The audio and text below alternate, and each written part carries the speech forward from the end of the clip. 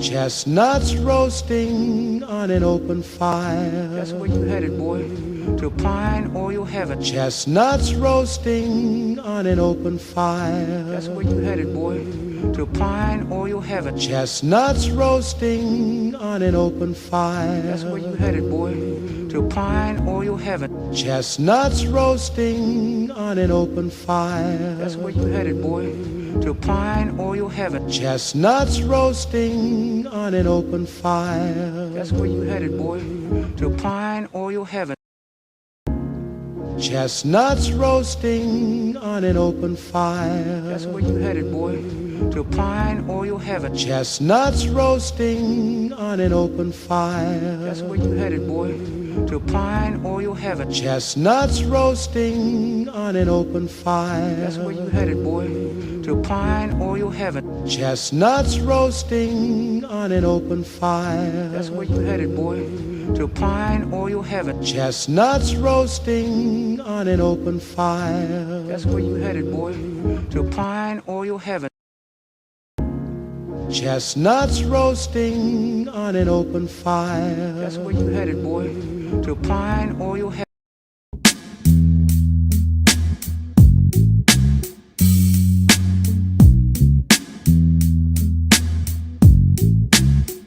It's a blood clot vibes, yes, family, large of yourself, big of yourself. It's the hostess with the mostest.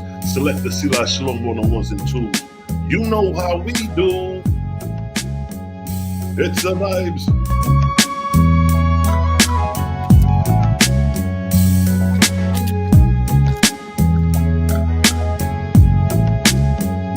It's the vibes.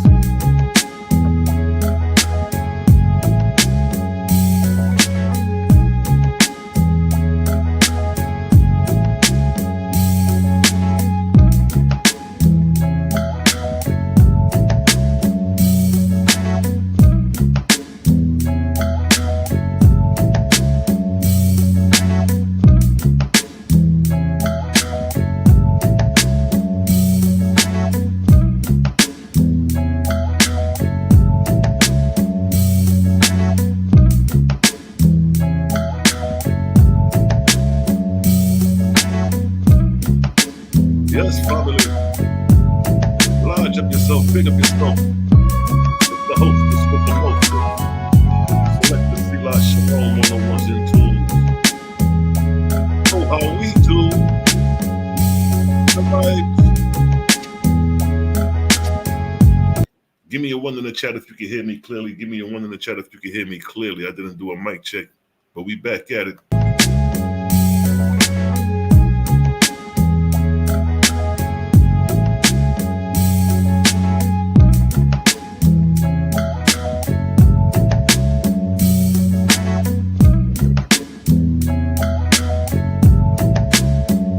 It's a blood clot vibes.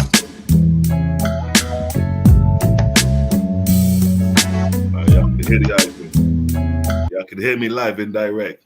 Let's go back to chestnuts roasting. Nuts roasting on an open fire. That's where you headed, boy. To pine oil heaven. Chestnuts roasting on an open fire. That's where you headed, boy.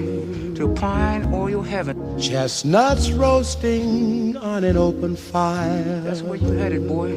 To pine oil heaven. Chestnuts roasting on an open fire. That's where you headed, boy. To pine oil heaven. That's exactly where these niggas is heading if they don't get it right with the creator. Make sure to get your bitters. Bitter sweet herbals. What it tastes is bitter, but the results are sweet. bittersweetherbals.com. Run the rhythm. Bitter sweet herbals. What it tastes is bitter, but the results are sweet. bittersweetherbals.com. Make sure to get your bitters. You're done though. Back to the vibes, yeah? It's a blood clot vibe.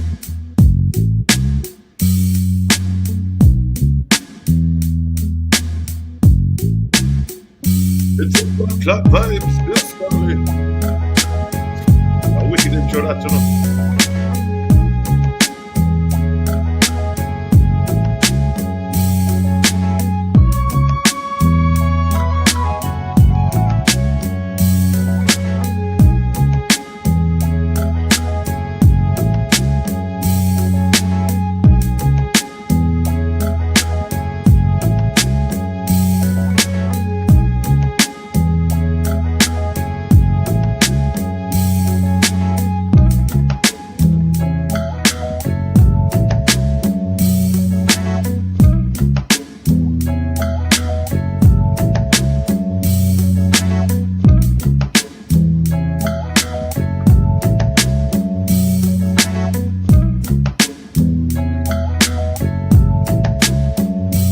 the blood clot vibes.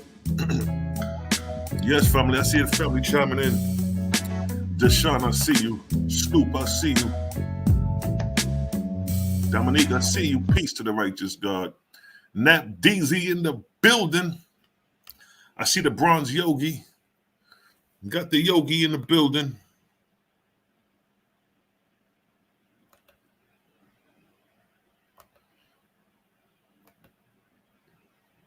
Yes, family. Everything Chris up in the blood clot. So what's the vibes? I decided to get on live. What we talking about? Anybody want to hop on? Anybody want to hop on with Adrian? Anybody want to hop on? Yo. I ain't got no particular topic. You know, it's Christmas. For those who celebrate Christmas, Christmas to you all. You know what I mean? Now I notice, you know, this could be a sensitive topic with Christmas because, you know, we the brothers, you know, coming up in the Israelite doctrine, you know, we hard body against pagan religion and all that, you know what I'm saying? But, you know, for me,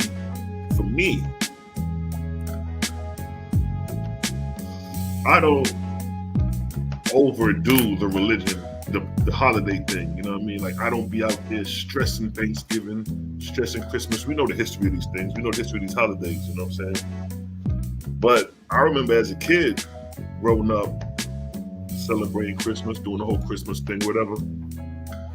And I'm still here, now speaking the knowledge.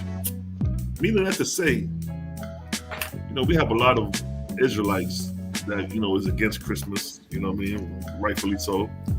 But then they'll rob the children for Christmas. You know, you got kids, based off your belief, you don't celebrate Christmas, which I understand. But for the kids who don't know no better, looking at all the other kids like, Mommy, Daddy, why can't I celebrate? Why can't I this, that, and the third? Let me tell you something. The Most High is not taking no lightning bolts and striking niggas in the head for celebrating Christmas. If that was the case, half you niggas would be dead right now. If you niggas was celebrating Christmas and your God couldn't stand you, he would have been done persecuted and got rid of your ass long before. Oh shit, we got in the building. That nigga Luxu in the building. Luxu, what's good, King? Happy Saturnalia, bro. Happy Saturnalia, son. What's good? I was chilling, dog. Cooling, man. I was thinking about doing something on Christmas, like the history of Christmas and all that. But it was when I did my little Wikipedia research. It didn't really have too much real historical background on Christmas, some more modern shit. But I really wanted to touch on that shit. But what's good with you though? Chilling, bro. Just, you know, like falling back off of work. Just enjoying this Christmas. No doubt. I still celebrate Christmas, you know what I'm saying? But yeah, it's pretty warm over here though. It's like 50 degrees. That's crazy because like y'all been getting warmer temperature than us. I think y'all been a little colder up. I mean, a little warmer than us down here. Yeah, bro. It's that they call it that global warming. I know, right? What do you think about the global warming? You think it's a hoax or you think it's real? Well, there's something happening. It's whether, I don't know if it's a man-made thing, like it's because, you know, they know how to, the governments of the world know how to control the weather and shit. Right. Like HARP program and shit like that, if I'm even saying that right. And then you have, but also just from the OAHSPE, we know that the gray serpent, which is our solar system, moves in different regions of our galaxy. So, you know, you have regions of light, which will be hot or warm. You know what I'm saying? And then you have regions of darkness. So it could be that we're coming into a region of light, and that's why things are warming up. You know what I mean? But I know when I read books from like Susan B. Martinez and stuff like that, she posits global cooling, not global warming, because we're supposed to be cooling down from when the Earth was created, from it being a ball of fire. Right. So it could just be a region, bro. It could be both. It could be that we're moving into a region of heat, you know, a region of light. After this, all this great reset shit is said and done, and people start to, you know, become enlightened over time, which is probably going to be after our time, and then like probably the government too. You know what I mean? Trying to control people. China can already do it. They can make snow and all this shit. So did you see the snowstorm they just had recently in China? Yeah, did you see their last snowstorm they had recently? Somebody posted it, man. It looked like the whole state is under snow. It's like that shit was crazy. I don't know if it was real or not, but well, it seemed real because Them niggas was snowing their stuff, but the way the snow came, it was like, damn, that shit looked like some Ice Age shit. But you got a point though, because OAHSPE talk about, we head into the Etherian light. Every 400 years, we come into these Etherian regions of light. And with light brings heat and warmth.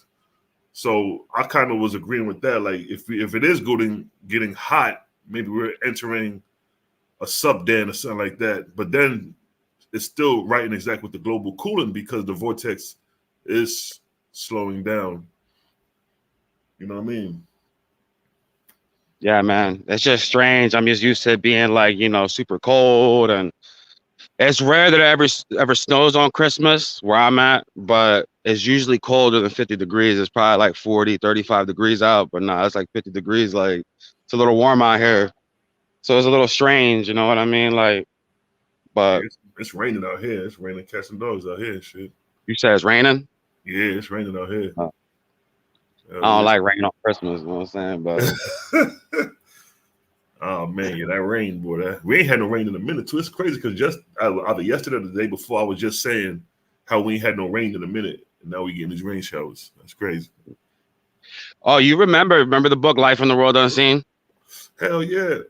Remember when the bull said I forget his name, when the bull was saying that in the heavenly regions they celebrate Christmas and Easter, but they celebrate them like a birthday. Yep. I found that quite interesting, the fact that they're in spirit and they can still acknowledge stuff going on earthly, like with holidays and stuff like that. And maybe it's because of their inspiration why everybody be so good during the holiday, like everybody be in good spirit. Yeah, they still decorate trees and shit like that, just minus the Santa Claus and everything, but it's more or less families getting together and decorating ferns and stuff like that. But I think Christmas in the heavenly regions, from the perspective of Life in the World Unseen, is that Christmas represents it's like a birthday, represents birth into the physical life. And Easter is supposed to represent your death and birth into the spiritual life. You know? Oh. And that this isn't the original date for Christmas, supposedly, but they'll celebrate it on the 25th because most of the world celebrates it on the 25th. A lot of people around the world celebrate Christmas, not just in the West. Right. Facts. Facts. Because then, there was associating the birth of Christ with Christmas, like that was supposed to be the day he was born. So some people say he was born in like September. Some people say he was born when like in fall. I ain't hear too many people ever say he was born like in spring though. Have you heard that? Yeah, I heard that before. Yeah, he wasn't born December 25th. That was Mithras that was born. That's the Persian deity. That's the Persian deity, right? Yeah, Mithraism. Mithra was born of a virgin on December 25th. He was born in like a cave. You know what I'm saying? And I think his birth, something with him and the bull, I think he came during the cycle or the end of the cycle of Taurus, because every time you see Mithra, he's always slaying a bull. Okay. Yeah. And I think Mithras has to do with like Arius or some shit like that to be, I think it's the Aryan, and then I got to do my research on Mithra. I ain't too savvy on it. Yeah, bro. Mithraism is that's where all the mystery schools come from and shit. All that secret knowledge and the secret fraternities and shit like that in ancient times. It was back with Mithraism. The Magi and all that shit, they were Mithraic priests. So you think the Gnostics sprang out of that? Huh? You think the Gnostics sprang out of that? Out of Mithraism?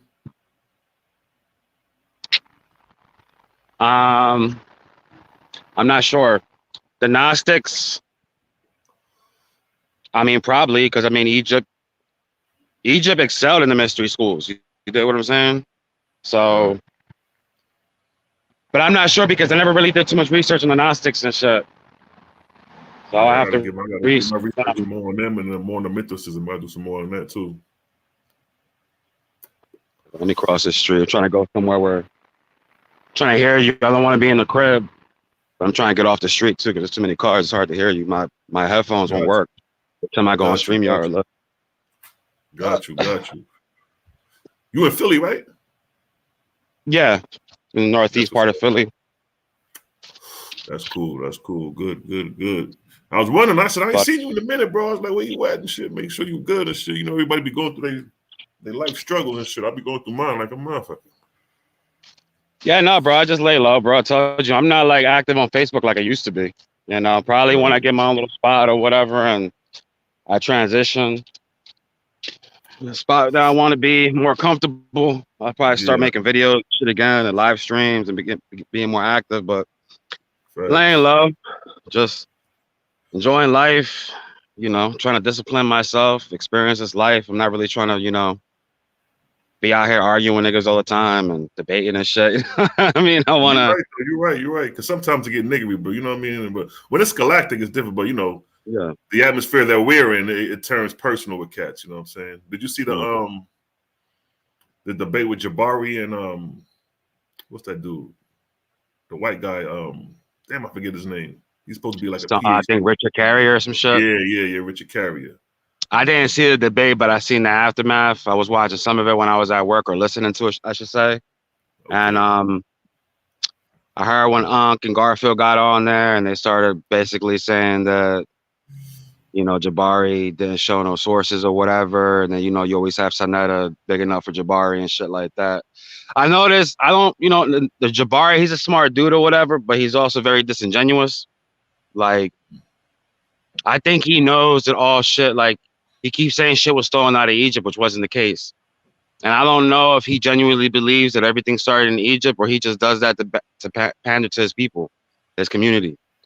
I don't really know what that is. I think that Egypt has so much of a rich history that when it comes to these type of scholastic debates and theological concepts and debates, like, he has an advantage because he could always say, like, oh, it came out of Egypt. He could always run with that narrative. And you know, dealing with the Kemetic community in a debate world, you got to be strategic and tactical because, you know, they got, you know, we talking 4,000 years of history, starting from Narmer coming all the way down then into the Ptolemies. So it's like, but I think where we would get the Kemetic community out of the Jabaris is on spirituality, spiritual system. Because one thing Jabari like to do is use the judgment hall of Ma'at. You know what I mean? And he shows the proceedings of Hanifa coming into the judgment hall, being judged by the 42 judges, weighing his heart on the scale of Ma'at, and then he passes, that he becomes one with Osar. So I would ask them, after you become one with Osar, then what? What is the progression after that?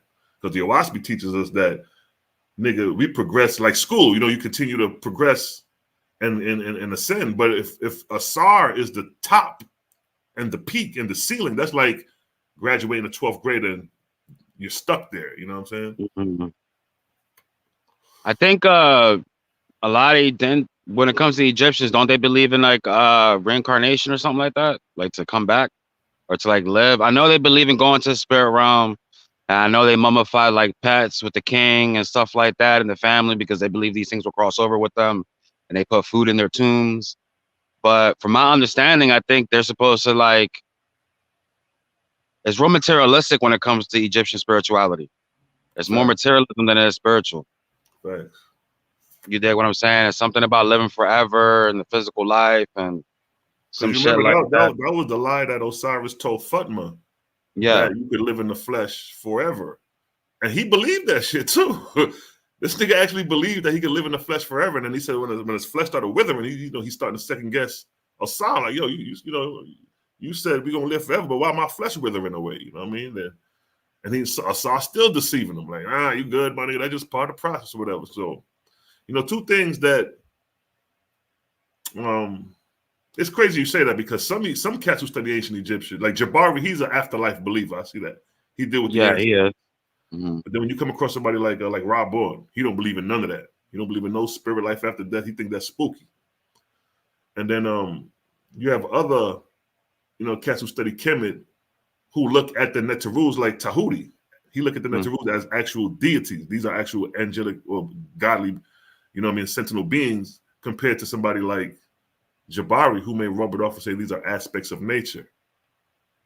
You know what I'm saying? But the text don't be saying that shit because I read them Egyptian texts, nigga. The spells and all that shit. I'm like, these niggas is talking about a deity. Yeah, I think they'd rather it be like principles or what have you. You know what I'm saying? But even the principles are personified. You know what I'm saying? I was just talking to a homie of mine last night.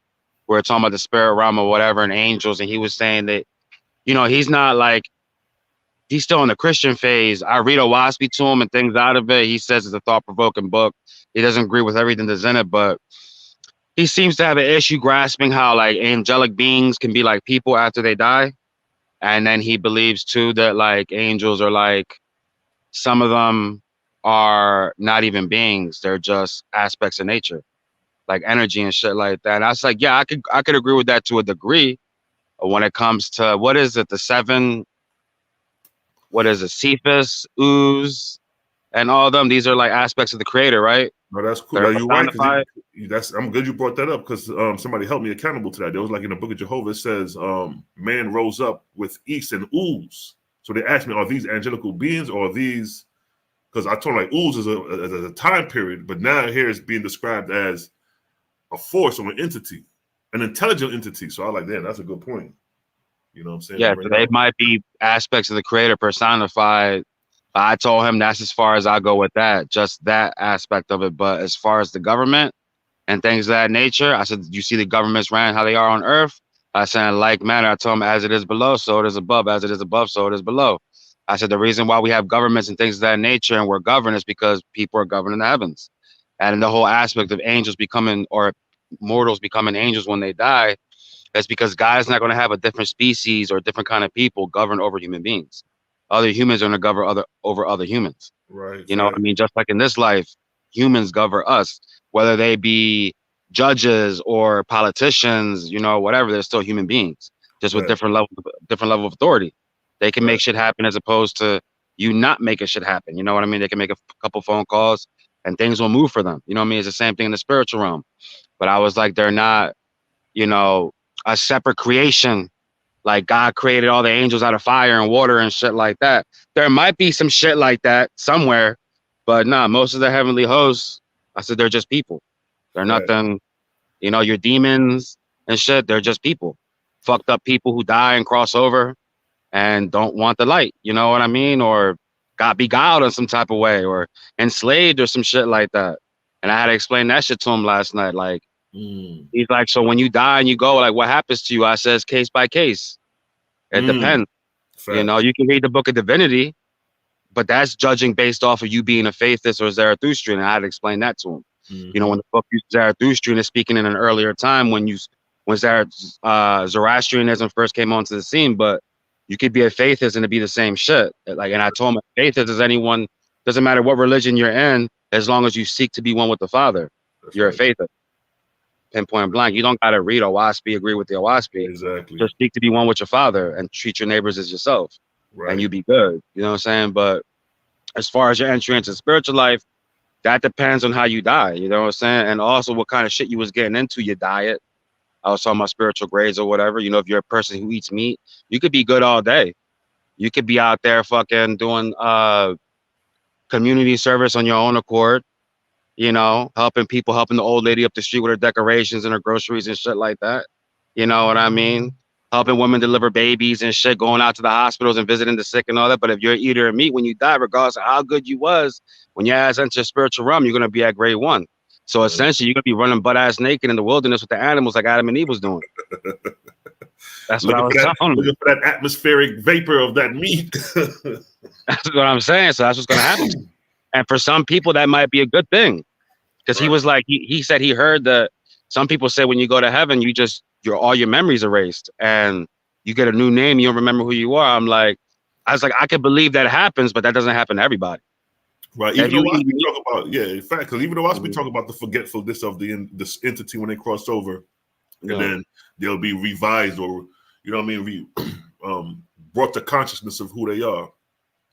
But that's the dope shit I found about OAHSPE is that these like angels wasn't no spooked out, because like you said in the Quran it talks about fire beings and all that shit. And I'm not, that's possible, but the reality of how the OAHSPE shows the connection from physical to spiritual, and that entity all throughout creation. So it's like, damn, Jaja saying that Every person we see that comes, that's an angelic being, started off in flesh and bone like me, and then moved through the process. So if I see a fiery being and he ain't started like me, it's like, you know what I mean? Like, how can he relate to me or me relate to him?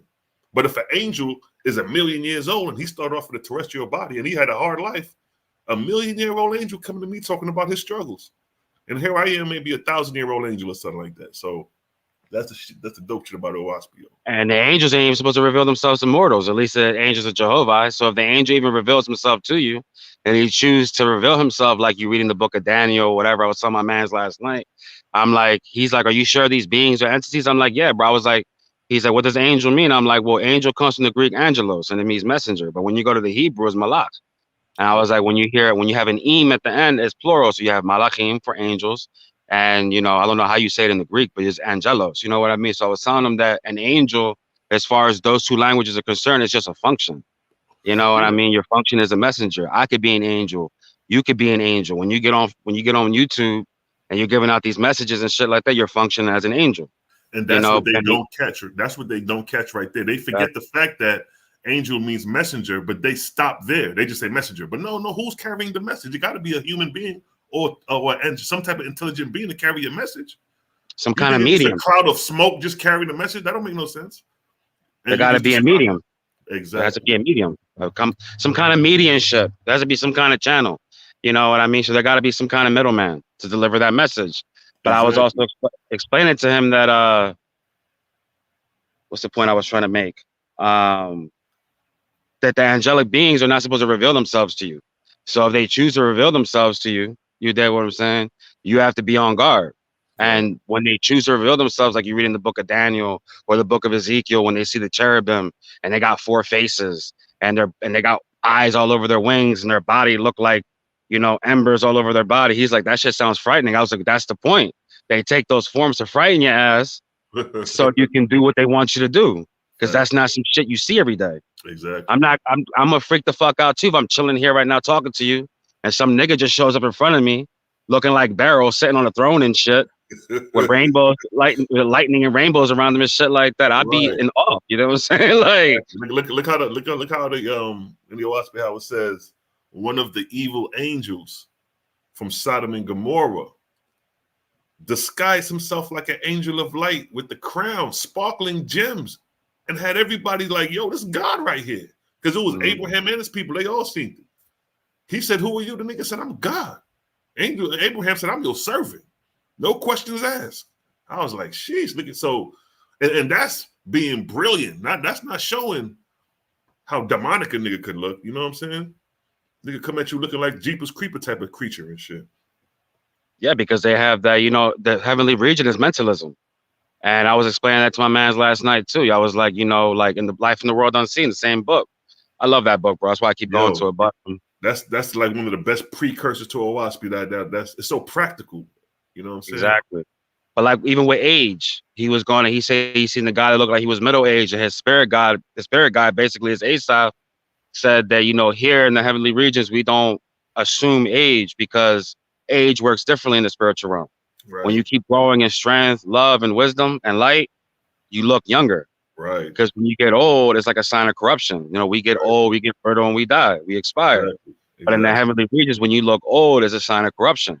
Right. So when you do evil shit, you're out there being wicked and evil. You become more depraved in your mind and in your spirit. You start to degrade. Exactly. You know what I mean? You start to look more feral. You start to look more demonic. Your cheeks get sunken in. You start looking all wrinkly. Your nails might get long. The midpoint of your face might protrude out. Your ass might grow some horns and shit. You know what I mean? Like that's what the book described, bro. And the nigga said these were one-time people who walked the earth, and he described them as what we would know as demons. And it makes sense because think about it.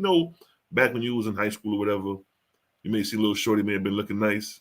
Then 10 years later, you see again, see your old weight looking all fucked up, looking uglier. And then the ugliness continues. And then you cross over and you're still doing the bullshit to continue the ugliness. So it's just like, yeah, it's a degrade. It's a degrade. You degraded. But yeah, because, I had a couple, my peoples who had peoples that passed away and said when they seen them, they looked younger. Like I had people who told me that. in real time. You know what I mean? No book shit, just like real time. Like, yo, I seen my people and they looked younger and had flowing hair type shit. You know what I'm saying? So because they were rising in love, power, light. You know what I'm saying? They weren't. They wasn't in a bad place when they crossed over. So they were just, you know, good, moderately good people, what have you. And when you see them, they say typically when you see your kin, your family members after they died, you typically tend to see them in the happiest point. They tend to take the form when they were at the happiest point in their life, the physical life. right. Whatever point in their life they were the happiest, that's supposedly the form they take on. I guess if they have that option, or depending on, you know, the spiritual grade or what have you. You know, Right. so because we also know that according to OAHSPE, I was reading to my man's last night, the Book of Divinity, and I was saying it was showing that, you know, if you have family members that are Drujas and you're a Zarathustrian or a Faithist, you won't go to the same heaven as them. Right. You know what I mean? You won't be Right. able to visit them, but they'll be able to visit you after a certain time. But when they come visit you, they have to be under God. You know, it's system and order in the heavenly regions. Exactly. So they're not going to deny you seeing your family and your kin, but it has to be on their guard because they're Drujas. You know what I mean? Right. They can't even inhabit that region. So they have to be under. Because I was It's just explaining like, to them that. Go ahead. Mm-hmm. no, like you said, they had to be on guard, like in Life in the Unseen, when they was taken to the upper realm to get a view. They had to be on guard and they had to be cloaked because the force was too strong for them in that realms. That's what I want to add on to that. Go ahead. No, I was going to say the density, and I was trying to tell my homie last night. He's like, "Well, where is heaven at?" I said, "It's in the atmosphere," you know. But I was like parallel, and I had to explain. You ever seen the movie Constantine? I don't know if you ever seen that. Yeah. With the Matrix nigga. Yeah. Hell yeah. Yeah, Keanu Reeves or whatever. So he got like drown himself or whatever, and when he crosses over, he's still in the same spot he was in, but parallel. Right. So it's like if I did that right now, I would. It's parallel. So Yeah. we all know that the lower regions are on the earth. They're right here with us. What it is, exactly, because it overlaps. The first heaven overlaps corporality because visible light, the vibration of visible light is, 700 to 300 nanometers. So if we're able to go outside that range, we will be overlapped in the spirit world right where you sitting at and right where I'm sitting at. It may be some flowers. we may be in somebody else's crib, or we may be in the middle of a street. But it don't affect us because the vibrational frequency, we're just going through it. Just like in the movie Ghosts. You know what I mean? Patrick Swayze just moving through the objects, moving through the walls, because he's moving at a faster vibrational frequency that the frequency of corporality don't even interfere. Has no, and it's true, spirit rules over flesh. Niggas moving through walls, moving through corporality.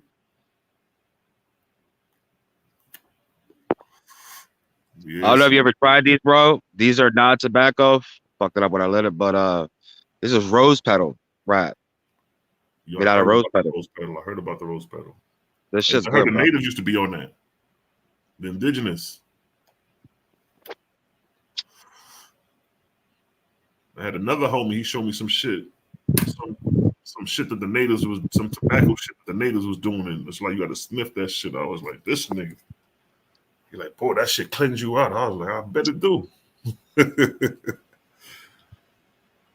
So yeah, when I was telling my mans last night, I was talking about the densities, like we were just talking about, and that you could only inhabit a certain region of atmosphere, or the atmosphere, depending on your spiritual grade, and your spiritual grade is going to dictate what density you're going to be at. So you can dwell in that region. So like you brought up Life in the World Unseen. Remember the part where he goes into the region, the higher region. He sees the he sees the border and he goes across and he explains that there's no angelic guards or anything there stopping you from going into the next region. It's just by natural law, you're not going to be able to progress. But he says because the atmosphere in that region is at a higher rarity. You know what I mean? It's more rarefied. And you still need to be in that. He even described how his body felt. Distortion, like even when he got close to them regions. You know what I'm saying? He felt like he couldn't breathe no more, so he was forced to go back. Right. There was nobody stopping him. It was just by natural law that he wasn't able to inhabit that region. And that's what the spirit guide tells him, what you just said earlier, that the only way at this point that you can come into that region is you got to be under guard. They got to put some kind of emblem or something over you, some kind of cover. Because you might have an entity in the other region and wants to speak with you. So you would have to get brought to that region, but you can't. It's like you going underwater to see somebody. You can't just go underwater for an hour or 5 hours. You have to have a You have to have a a suit on, a swimming suit or some shit. Yeah, so nigga, exactly. As above, so below. But the most interesting part of that read to me in the Life Unseen was that when they went to that lower realm, man, that shit was spooked the fuck out because they were describing how they walking and the grass started going from green to yellow. Then that shit turned into a rocky pavement with hanging cliffs and like craters. And niggas all in the craters and shit. I was like, stop it. I'm like, you trying to tell me that it's a realm in spirit where some of the dead people is at in them type of conditions. And they said they see niggas on logs conspiring to do like they was conspiring to do some evil shit. You had another nigga laid out on his back, exhausted, like he just got through torturing somebody or being tortured. I was like, sheesh. Then he gave the description of having, like you said, the claws and the protruded, drawing the teeth, all that crazy shit, bro. I was like, damn. And they had to be close to go down there too. Because it was pitch black, but they could see. Because remember, he described the realm as being pitch black. He said, although it was pitch black, but we could see what's going on. And the angels in that realm couldn't see them. They was cloaked as well through their guide, the guide. But he was able to see what goes on in the lower realm, what we call hell and shit. I was like, eyes red. I was like, sheesh. Because I'm cool with the higher realm, all the good shit. You know what I mean? I'm cool with that. But I want to know what goes on over there.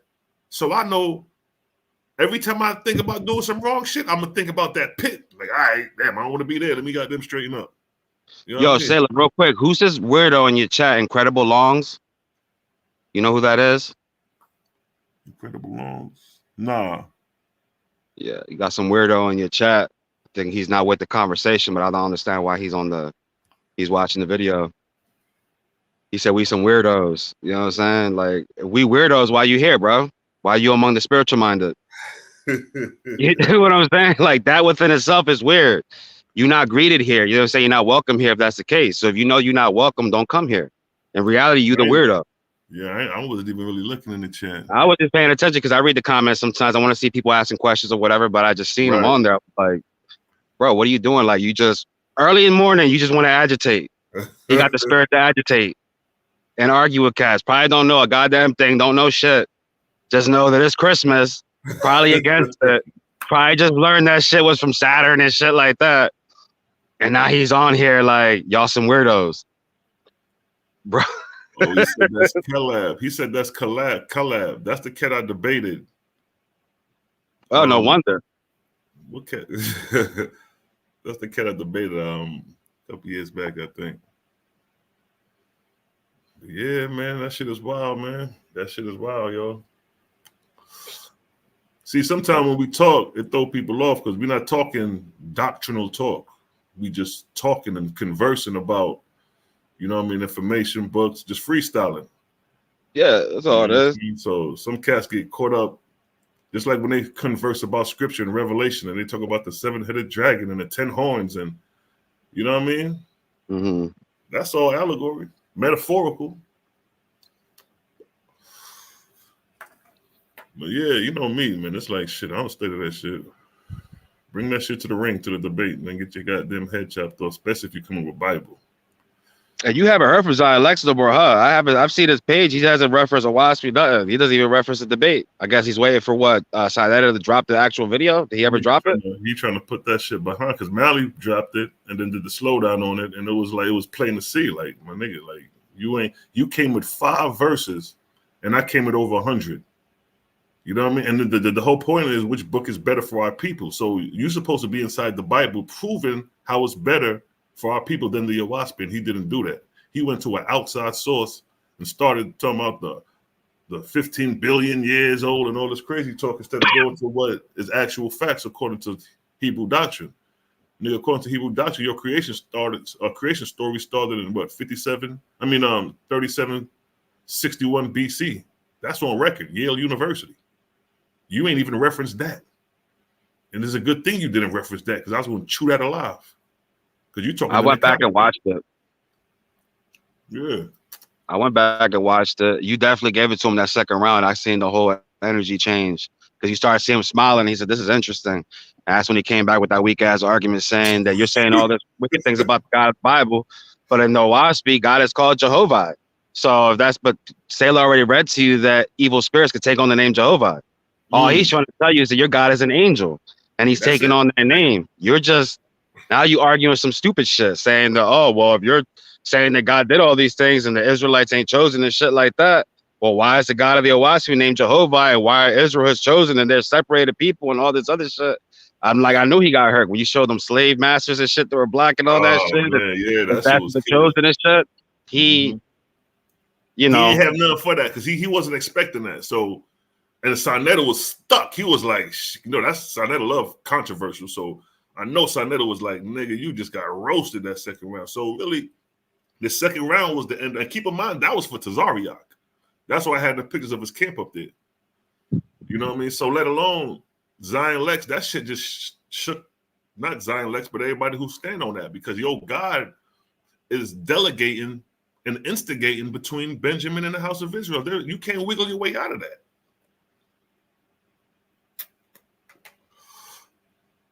You can't wiggle your way out of that.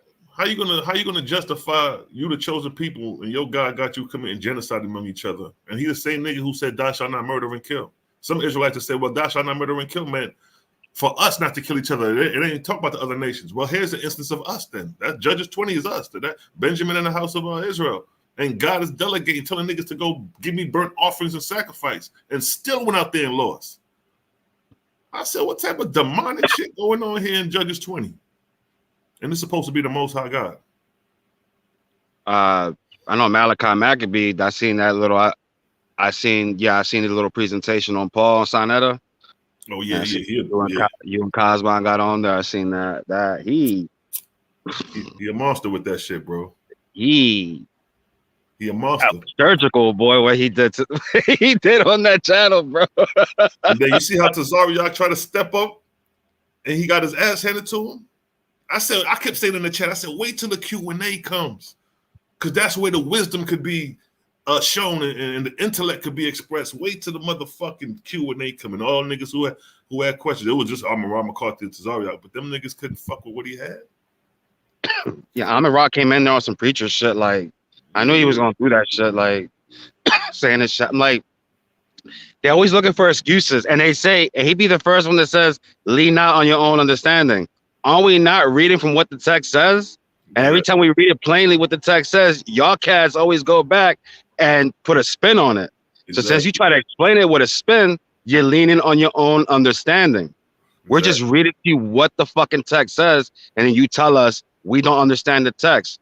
Yes, we understand the text. That's why we're quoting it verbatim to you. Right. You giving it some whole other spin because you on that bullshit, because you're indoctrinated. You know what I mean? They're like hypocritical with that shit. Why you say lean out on your own understanding, but you always put a different spin? And the OAHSPE says that shit too. When the angels are in agreement and they all got different messages because they come from the first resurrection, which in itself is inorganic.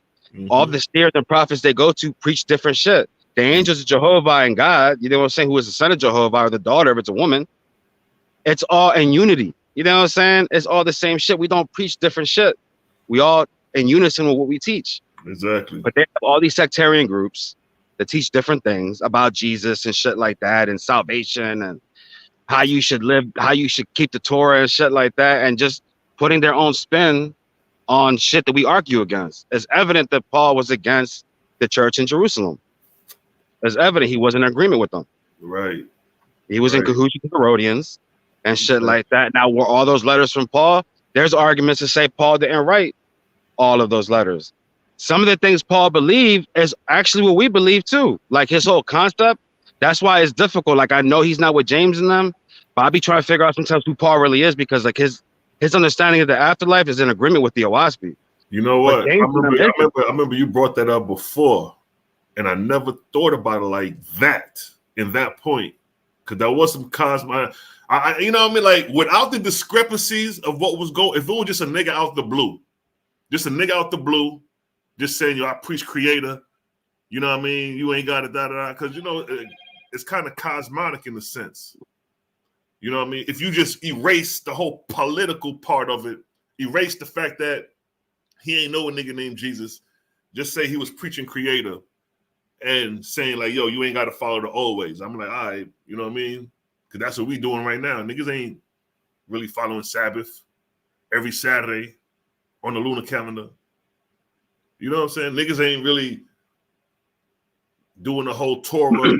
Real quick, bro. It sounds like Paul was teaching a form of cosmon before it was sanctioned. I say a form of it. Because during that time when he was speaking against circumcision, circumcision was still sanctioned. Now we know today circumcision is not a thing no more. It's not binding, but at that time it still was. So I think Paul was a little bit ahead of his time. This is what I say. He didn't really know how to stay in his place. Go ahead. What are you saying? This is what I say about Paul on the spiritual side. This is my theory. To me, Paul was inspired by Luamung. I agree. Because Luamung is the only God who styled himself Christ. He came to Ezra, came to Constantine, and the way it so happened with Paul that he's preaching Christ. You know what I mean? The Messianics wasn't preaching Christ. It wasn't on that. You know what I mean? Them niggas was Torah, you know, strict observers of the Sabbath, dietary law, creator. Them niggas wasn't talking about no Christ. And then Christ is fucking Greek. Them niggas ain't gonna be speaking no Greek language. And these niggas hard body zealots. You know what I mean? Real nationalists. So it's interesting how he comes out of nowhere speaking and preaching Christ. You know what I mean? And conflicting with the bros about circumcision, about what to eat, and things of that nature. So I'm like, yo, that's fucking Luamung right there, yo. That's for, you know, for us. You know, not everybody on that. You know, the people who read the Bible ain't gonna know what the fuck we talking about. But Luamung was also cunning. The most cunning of the triunities. You know, so the triunes. So I think Luamung, that's why he never used his name. You get what I'm saying? Because he knew not to use his name, not to make his name merciful. The other cats, they did differently, even though they still use names. And Luamung fell too when he took on the name Christ. When he took on the name Christ, that's when Luamung officially fell.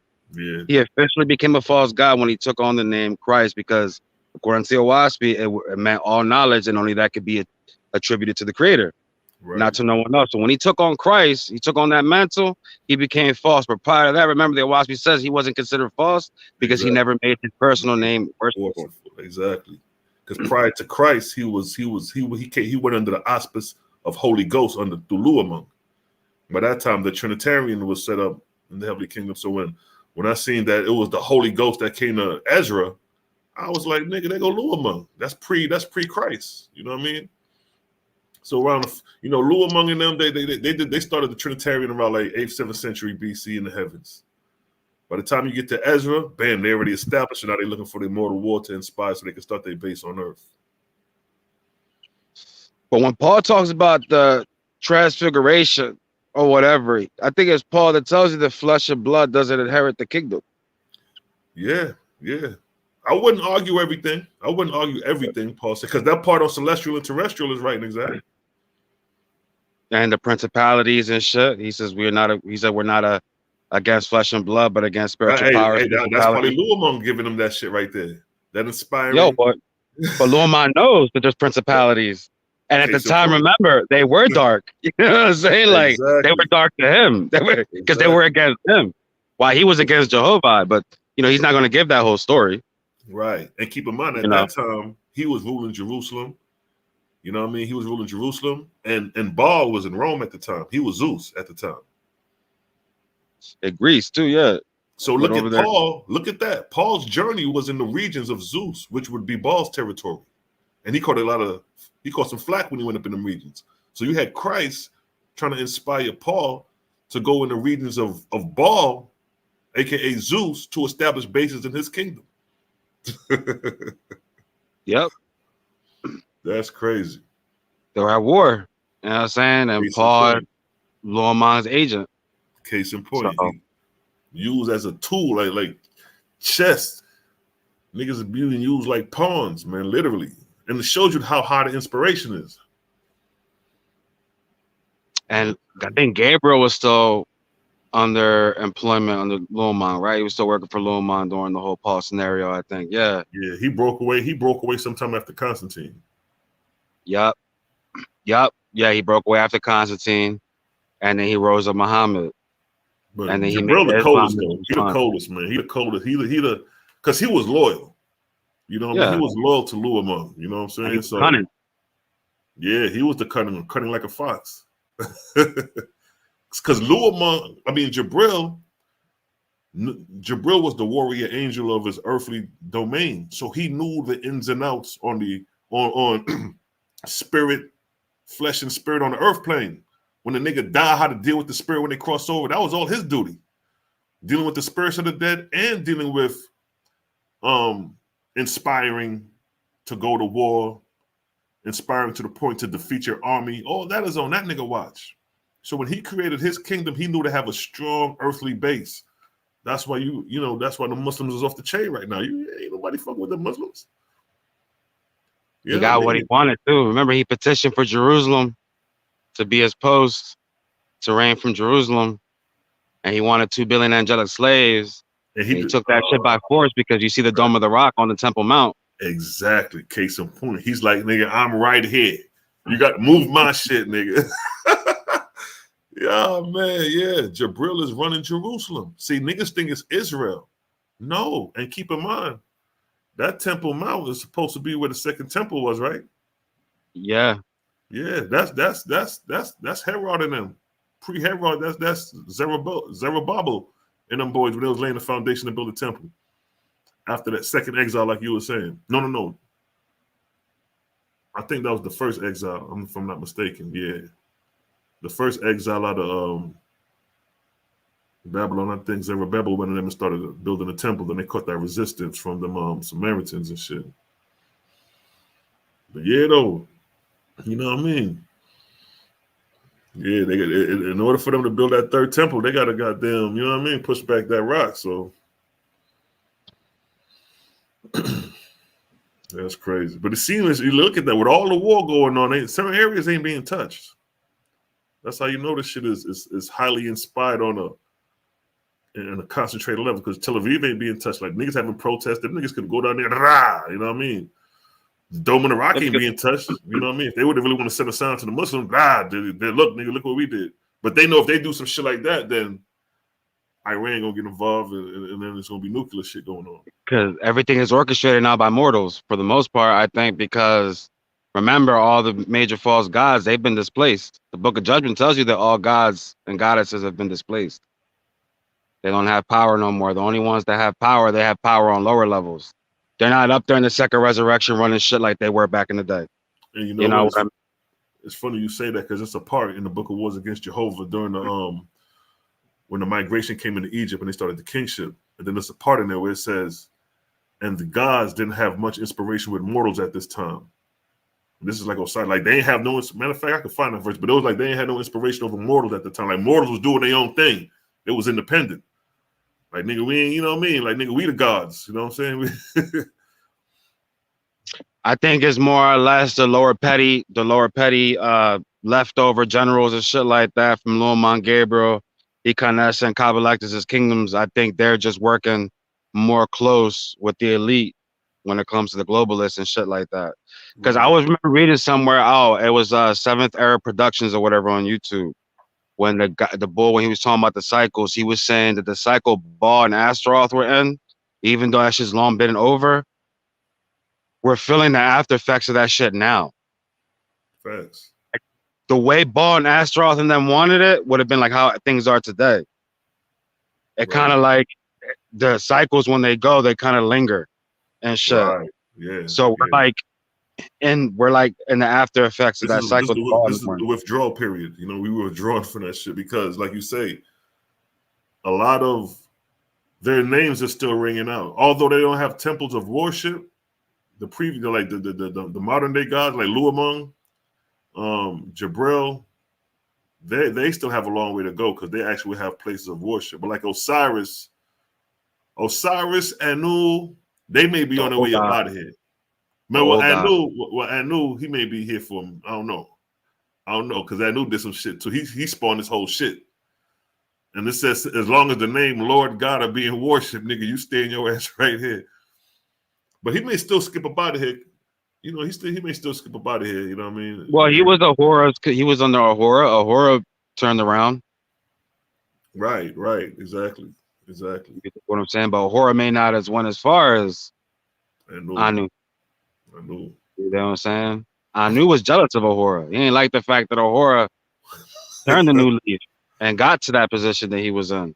Exactly. Ahura was playing around. He wasn't trying to hell. When he was in hell, that shit, he already told that shit ain't no good, dog. Like, going there ain't no good. Like, so. You talking, that's the 22nd arc cycle we talking. That's the 22nd arc, towards the end of the 22nd arc cycle, because he reigned during the 23rd. That was his reign. Luamong and then reigned 25th. The most probably influential impact is probably Anu Hassaj and Luamong. I'll put Ball in there too, but Ball kind of came under Luamong, but I mean not Luamong, Anu Hassaj. But Luamong was kind of independent with his shit. He just broke.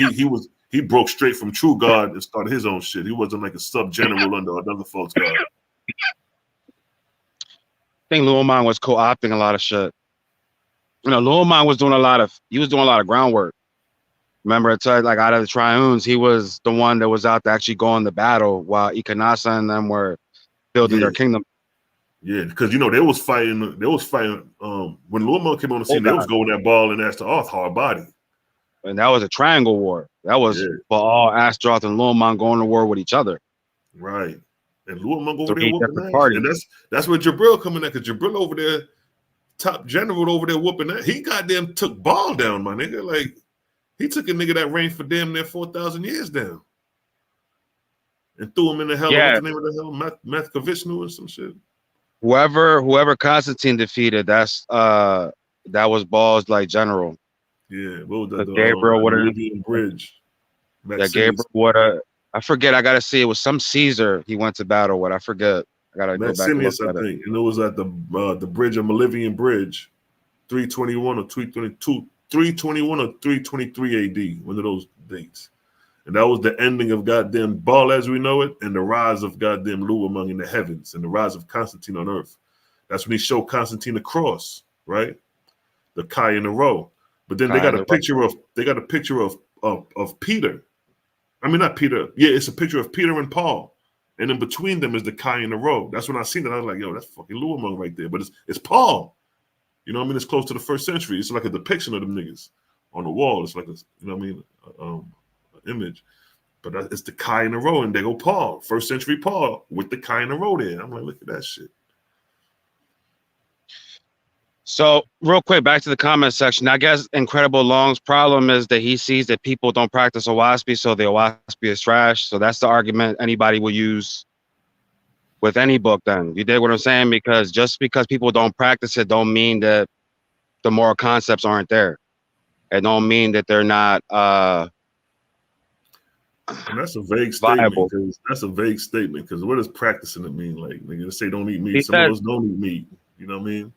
He says you think you vibrate high, bro. Just because you speak on the positive moral concept in the OAHSPE, none of y'all walking it out. None of y'all practicing what you preach. But why are you worried about that, bro? Worry about yourself. Didn't Jesus tell you, don't worry about the speck that's in your brother's eye?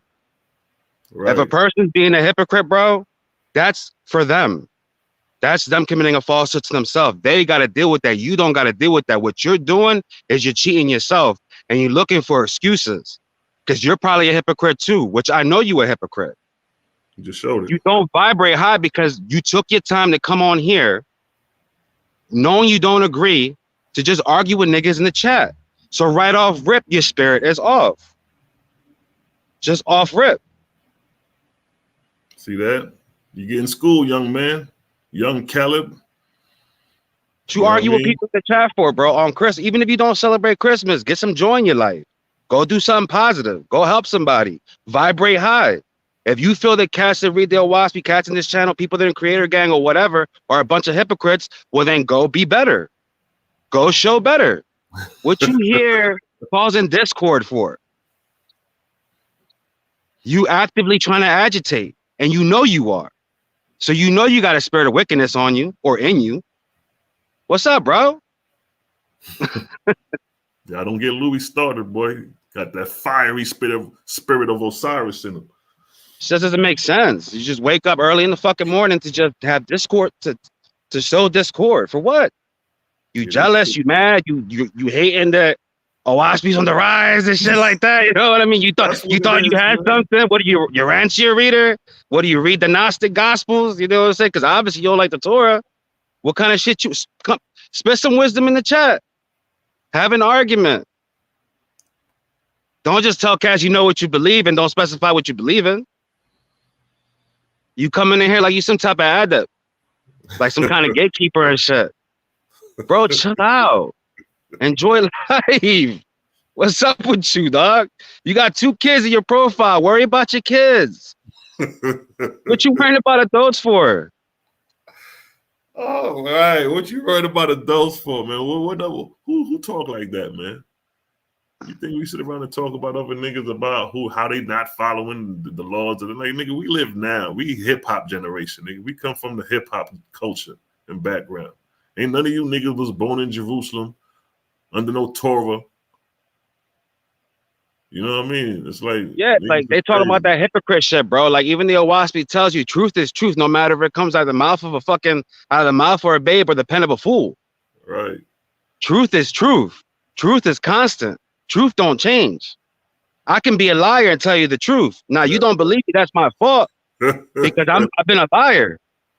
But when I tell you the truth, I know I'm telling you the truth. I'm not trying to gain your favor. Ain't nobody in this chat trying to gain your favor. Ain't nobody trying to impress you. Facts. Don't get loose. She started, man. I tell y'all, boy. Just looking for excuses at the end of the day, dog. Like, come on, man. Talking about the book comes from the same false gods that inspire Ezra. What is with you about nature, bro? The OAHSPE says the same shit. They'll say that shit, but they won't put that on the table and debate it, man. If I'm, like we came to Sanetta on some old battle of the holy books. We came like, nigga, we talking about let the book speak, nigga. We got a book that'll rival all your books, but let the book speak, though. These niggas got caught up on the politics of the white man, the John Nouveau, the this, the that, the this. But then when it was time to take, whoever took the debate, and when it was time to use this motherfucker as a tool, niggas got caught in the clutch. That same nigga in the chat, if that's Caleb, go back and look at the debate. I think the debate was, what's the difference between God, Lord, and Lord?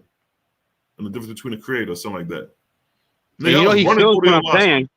Running through the you know he hears and feels what I'm saying, bro, because now he's talking about lunar Sabbaths in the chat. He said, why is he talking about lunar Sabbaths? You keep that? Why, again, bro, why are you worried about that, bro? Why are you worried if somebody else is keeping a Sabbath that you feel that you need to keep? And you're not keeping it, right? If you feel that that's binding on your soul, go keep the lunar Sabbaths, bro. And if you don't keep the lunar Sabbaths, why are you using that as an argument? I'm talking specifically to you.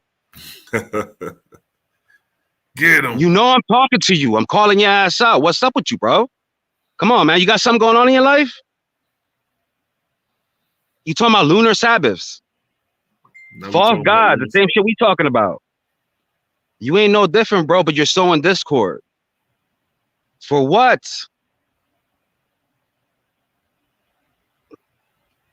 That's weird, bro. Strange activity. Hold on, let me see what this brother's saying right here. Yo, Selah, you got any remedies for kidneys, appendix, slip disc, and back? Got into that slip disc, yo. That's I had a lady had a slip disc, man, shattered her spine, yo. She was a hell of a pain. Now it'll definitely the bitters will definitely help with the inflammation. It'll definitely help with the inflammation. But a slip disc, if you got to have a pin in there, something like that, the most it could do is help with the inflammation that may develop around it. You know what I mean? So the full body detox will help with that. Yeah, see, while he over there talking crazy, somebody needs some advice on what to get for some bitters. You know what I mean? Can't be judgmental out here, man. Just enjoy your life, youngin'. Enjoy your life, bro. You know what I mean? You tried to step up to the debate and got your ass handed to you, and a lot of niggas are still bitter from their debates that I beat them up with. You know what I mean? I made your Captain Tazoriak run, my nigga. Yeah, so y'all those little niggas, if you wanna, you know what I mean, act like you some large bull or something, nigga, you a little nigga. I made your captain run, nigga, and I beat up Zion Lex. These supposed to be the 2 top niggas in the motherfucking Hebrew community. You a little nigga. You know what I mean? Little niggas fall back. They, you know what I mean? The chat got me. I ain't even know all that shit was going on till you brought it up. You know what I mean? I don't, because, you know, I'll look. And sometimes I'll ignore, like, the niggas who talking crazy. I'll just ignore them niggas and just keep it to the butt. You know, I like when you address shit. You know what I mean? Because some shit do need to be addressed. Let niggas know. Man. Yeah, well, y'all look at the chat sometimes to see what people are saying. Sometimes it can keep sparking conversation. I might run out of points or whatever, and somebody might bring up something in the chat or whatever, and it might, or something might, you know, like I might forget something and somebody might know and then bring it back to my recollection. Like, and sometimes I'm just bored, bro, and I just seen that cat on there. Like, I seen it when I mentioned them celebrating Christmas in heaven, and he's like, oh, they celebrate Christmas in heaven? Laugh out loud. And then Bronze Yogi got on, he said they celebrate it as a, what is it, as a or Bez or one of them, they said that he celebrates it as a birthday. You know what I'm saying? And I seen him going off from there. First, it was just kind of like making fun and, you know, fart and giggle shit. I get it. You know what I mean? And then it's just arguing with people in the chat. And it's like, come on, bro, what's up with you? Like, but now shit, that ain't no different. That ain't no different than in the Bible where it said, you know, the graves rolled, the graves, people was, you know, when Jesus resurrected and the graves opened up and there was thousands of people walking around the streets and the spirits of the dead. You know that part in the Bible where it said that? I'm like, okay, now that's spooky. So now what? You know, the new Jerusalem coming down, you're going to be in a box for eternity with male prostitutes around it. Did you know that the word whoredom, when you translate it in the Strong's, means male prostitute, bro? I didn't know that. I ain't either. Me and Cosmo was on one day, and we was going through Revelations, and we was looking up the different words where it says, well, these are going to be without the kingdom. There's going to be sorcerers, whoremongers, murderers. When I clicked whoremonger, my nigga, that shit said male prostitute, bro. I said, you niggas better never in your life take a debate with me with that shit right there hanging over your head. And this is supposed to be niggas outside the kingdom.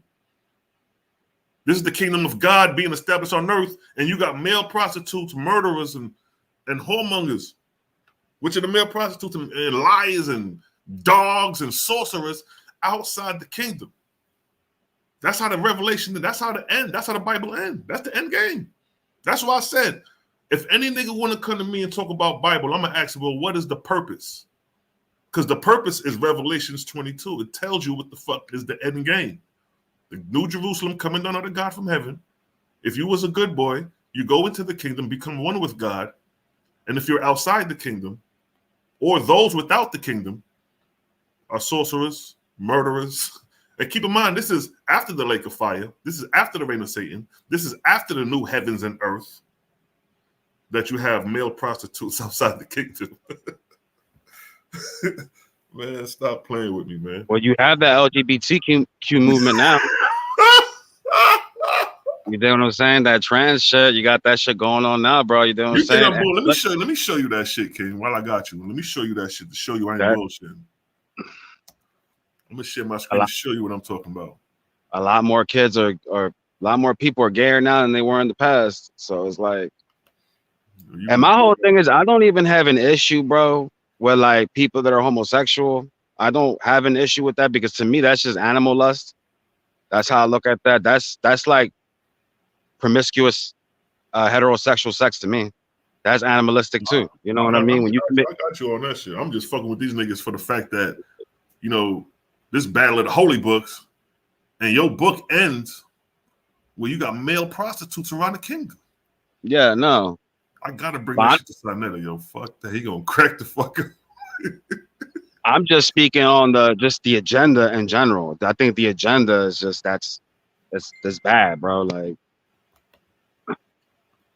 this shit, wow, B. All right, here you go, right here. All right, let me share my screen. This shit had me tripping. I said, I know I ain't seen what me and Cosmo was live and caught that shit in the moment. Nigga, we was cracking the fuck up, man. We couldn't believe what we saw. And all this time, Nigga been reading that shit, ain't never put it. Can you see it? Yeah. All right, so verse 14, blessed are they that do his commandments, that they may have right to the tree of life and may enter in through the gates into the city. Talking about the kingdom. And then right here, for without are dogs, sorcerers, whoremongers, murderers, adulterers, and whosoever loveth maketh a lie. So for without, meaning without the kingdom, outside the kingdom. Now I'm going to go to whoremonger. I'm going to hit Strong's, and I'm going to go to whoremonger. And watch this.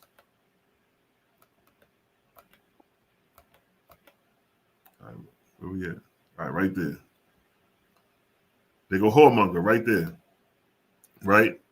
G4205. When you click it, it say pornos. Porno. And look what it say. What that say? A man A who man who prostitutes prostitute his body to another for lust. Nigga, this is outside the kingdom. Nigga, if I would have known this in a debate, oh man, it would have been game over. But look, a whoremonger is a male prostitute. And the word mean pornos. I wonder where we got that from. The origin of pornos is right here in your Bible, starting with male prostitutes. And the porn industry is the highest grossing industry in the world. A man who indulges in unlawful sexual intercourse, a fornicator.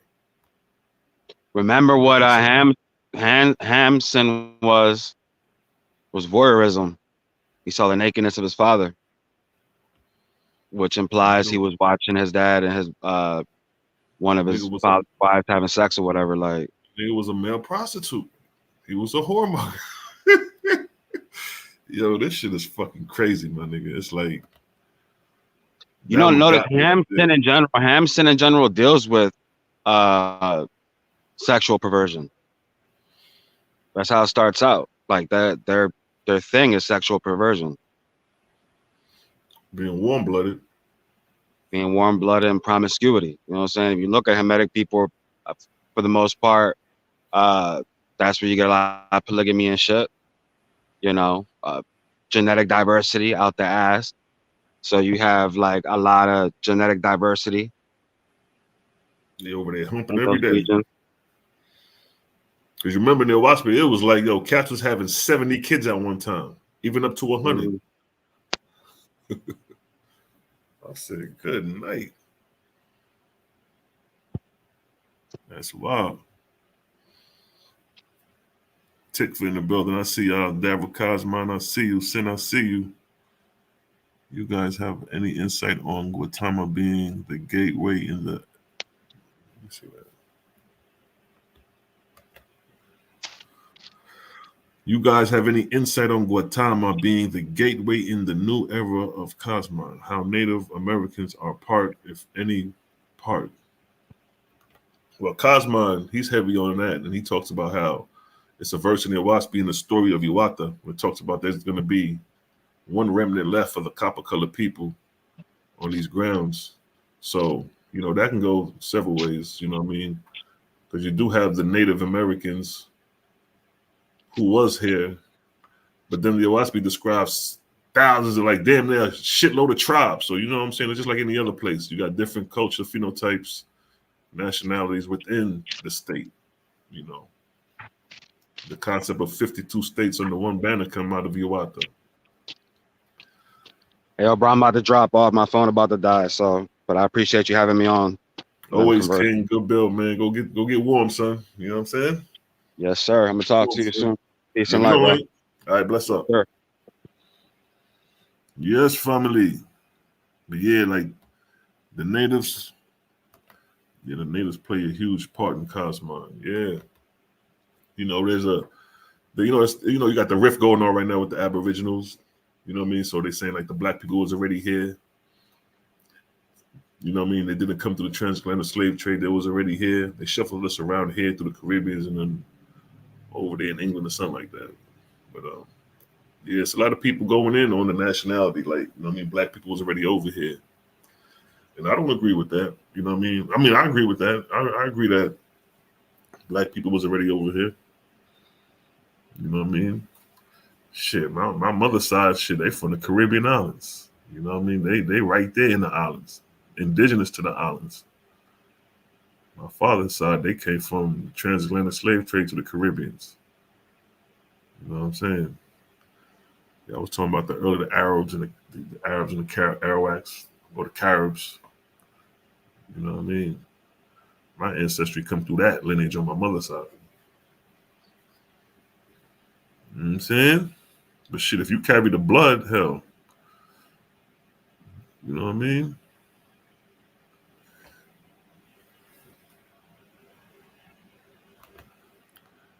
I'm an American Indian. Mom and dad both set of grands and great grandparents. Yeah, yo. You know, OAHSPE already say black people was in these. OAHSPE say black people was in these lands. Like in the bottom book of the book of Apollo, it talks about, it gives a history of the Native Indians at that time, and that's like 18,000 years ago when you put on the arc cycle. And it's talking about copper colored people back then. You know what I'm saying? So and that's 18,000 years ago. 18,000 years ago. Yeah, yo. Better watch these gods, yo.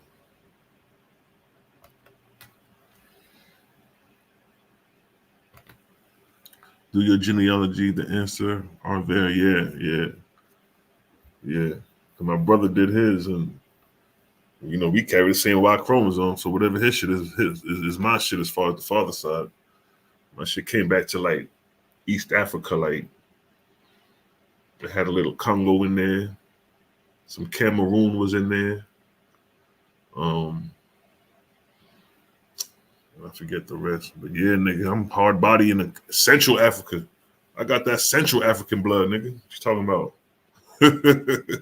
That Congolese and Cameroon blood in the nigga. Like I said, on my mother's side, she indigenous to the Caribbeans. Indians and Negroes are not the same. Hey, I ain't gonna argue that. You have to debate that with the hard body Aboriginals. You know what I mean? I agree, because if you check the haplogroups, you know what I mean? You can just check the haplogroups. The haplogroups, the DNA tests, that'll settle it right there. You know what I'm saying? You know, you may have some traces of native blood, but then you remember they was talking about Mansa Musa made a trip over here, if I'm not mistaken. Have y'all heard that Mansa Musa came over here? You know what I mean? So blacks probably been coming over here from Africa for a minute, and then, you know what I mean, coming with their culture and creating new ways while they're here, whatever. But nonetheless, it is what it is. The DNA test, I think the DNA test, yeah, you know what? It's been debunked. You're right. I've seen that too. I seen them do it. I seen this one vid where the lady took a swab of DNA test from her dog. She took some DNA swab to the dog's mouth like this and submitted it. And the dog genetics came back. The shit was from Sweden. The shit was from over here. The dog's genetics went up in the goddamn DNA testing, and it came back like he was from Sweden, a little bit of, say, England. The same way it'll read on your genetic chart. The dog shit read like that. That shit had me dying. I was like, that's some hilarious shit right there.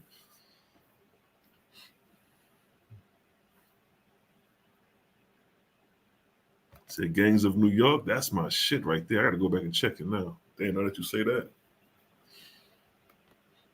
Yeah, they got a you see, the OAHSPE even talks about the chosen coming from across the seas and joining the Indians. That's true.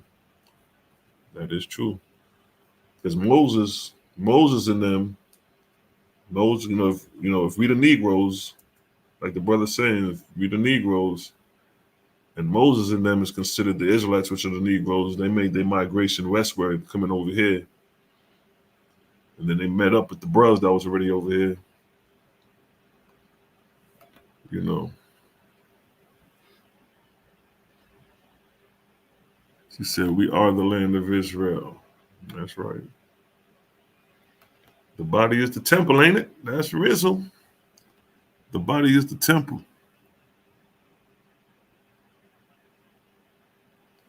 What you talking about, Kev? Peace to Kev. What you doing, bro? You making some beats? I cannot say what is fake and what it isn't at my educational level. I haven't earned enough degree to test everything I suspect is fake. Right. But that's just dealing on the carnal side of things, of course. You know what I'm saying? We don't want to vibrate to the point where we bring in strife over if I'm indigenous or not. You know what I'm saying? I'm like, all that shit to me is irrelevant. That's why I don't really argue those points about being indigenous. Ladybug, what up, Ladybug? Shout out to Ladybug. Hey, when you going live, yo? Matter of fact, you at the crib? You want to hop on for a second? Hop on for a second. Ladybug from Atlanta's Ugly's in the building. You run the rhythm real quick. Let me run the rhythm real quick.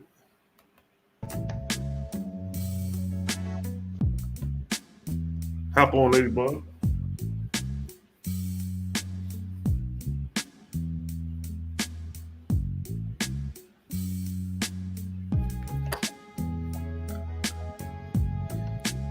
He said, I'm a daughter of Jaja. You done know. Exactly. Yeah, at this point, I don't even argue nationality. I am that I am for real. You can call me whatever you want to call me. I don't care. You know what I mean?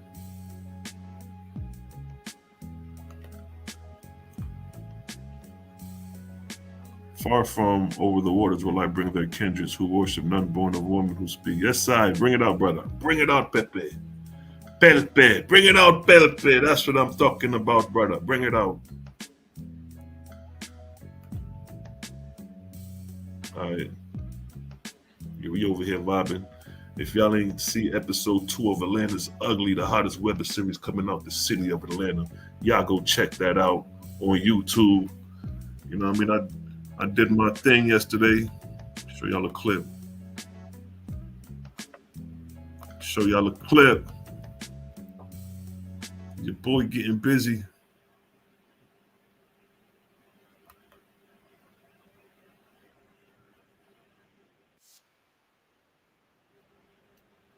Show that little quick clip, you know.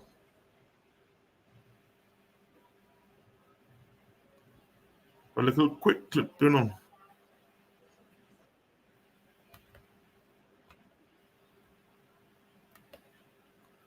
Let me show Una a little quick clip, you know.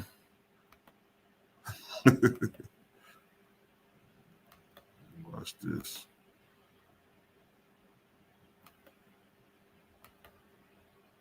Check this, friend. Watch this. Bang.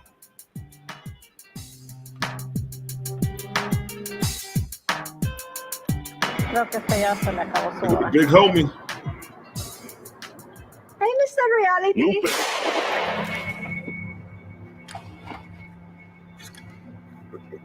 Did I come at the wrong time? I'm glad you can make it reality. Don't mind that. Just business.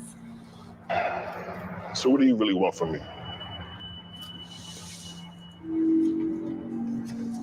That is your first victim. He's responsible for stealing cocaine from several of my clients. Actually, I'm well aware of him. I put $1 million bounty on his head for the very same reason. Well, I guess that we have more in common than we thought. Once the job is done, we'll talk about the cocaine.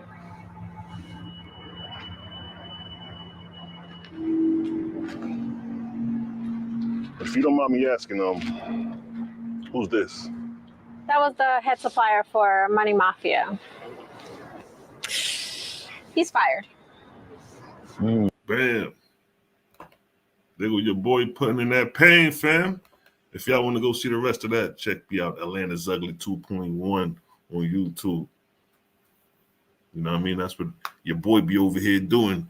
Directing, filming, editing, acting. We doing it all. Creator gang, Black Royal Family TV. Y'all subscribe. You know what I mean? Yeah, we be getting it in over here. We gets it in over here.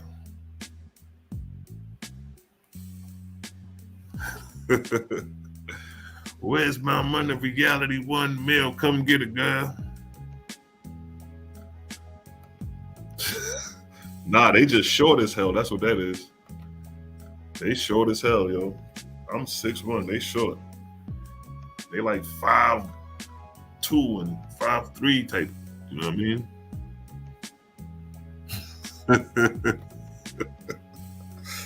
Nicodemus. Nicothustra. Yeah, I'm gonna tell you, I'm gonna do that with them pictures. I'm gonna take them pictures. Put the 12 tribes of Niggolites. You got Nicothustra. You got Nicodemus. Nigashua.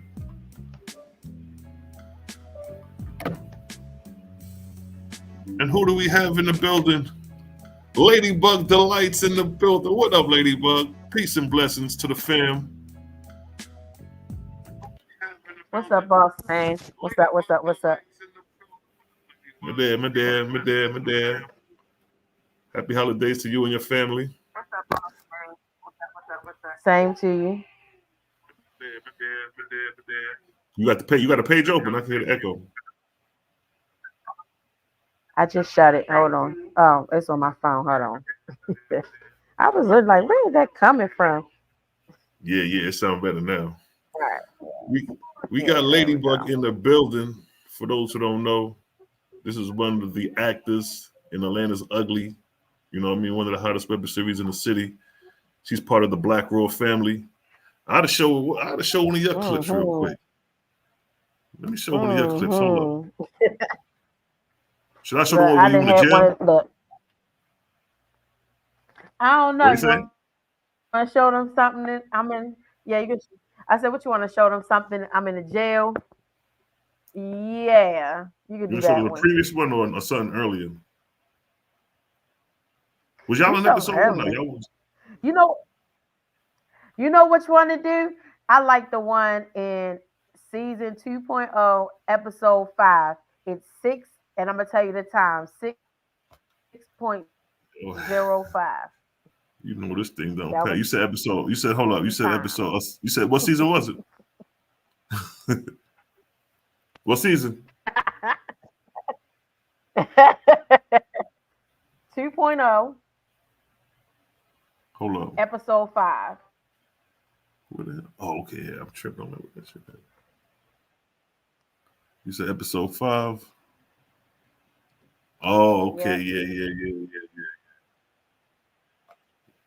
You said what time? What marker? 6.05 through 6:20. You want to show the body? Yeah, right? Yeah, I got it. Hey, Ladybug family. We're gonna show a little Ladybug scene real quick. Collide, come on. How far would you go to protect your household, to protect your family, to protect your 2 years old? Got a tech and a calico with ammo that'll tear down the biggest animal around here like it's sand. I read my enemies with notes like a manual. Moving with machine guns that the cannon turn mechanical. Trained tyrannical, new millennium Hannibal. In the you animal kingdom, get ate like a cannibal. Green only fatigues, blended with the botanical. Training the mountain terrain, strategic and strategic and tactical. Chop the heads off of POWs. Broadcast them live on CNN. There she goes. With the bird's eye view. Before you know it, you got bullets bypassing you. It's a war going on. Bystanders get hit too. So when the shit hit the fan, what the fuck you gonna do? It's a war going on. Is you ready to ride? To protect your family, would you take a life? Put a gun in your hand, commit a homicide. When the trouble arises and the beef collide, it's a war going on. Is you ready to ride? To protect your family, would you take a life? Put a gun in your hand, commit a homicide. When the trouble arises and the beef collide, come on. Animal instinct, react in an eye. Split second time, critical time to think. Devise a plan for them pigs who pale skin pink. Set trap. There go Ladybug. If y'all want to see the rest, y'all gotta go watch it. How about that? Y'all gotta go watch it. So Gotta that's go Ladybug, part of the watch it. Black Raw family, part of the BRF movement. You dig? Yes. You know Y'all what I better get mean? with this movement. You gotta get with this movement. Gotta get with it because it ain't doing nothing but flying right now. And y'all about to That's be right. ass out because y'all about to miss that plane because we boarding and we going Matter of down the fact, runway. Like we on the runway. I'm gonna put your Land is ugly. I'm gonna put your link in our chat too for the fan. Get a Go to my board, history. hop aboard. Yeah, Ladybug doing the thing. You know what I'm saying? Man, I had So you going that live peach. today or what? Yeah, look, I'm trying to get it together. I had that daggone peach tea. And look at me. Look at my face. Look at my face. Oh, you been sipping? You been sipping? Yeah. You know I got that peach tea. Yeah, the peach tea. That's all I had today was the peach tea. I ain't smoked none. I've been drinking the tea. That's what's up, yo. All right, I'm about to share your page in the chat. Now listening to the Ladybug.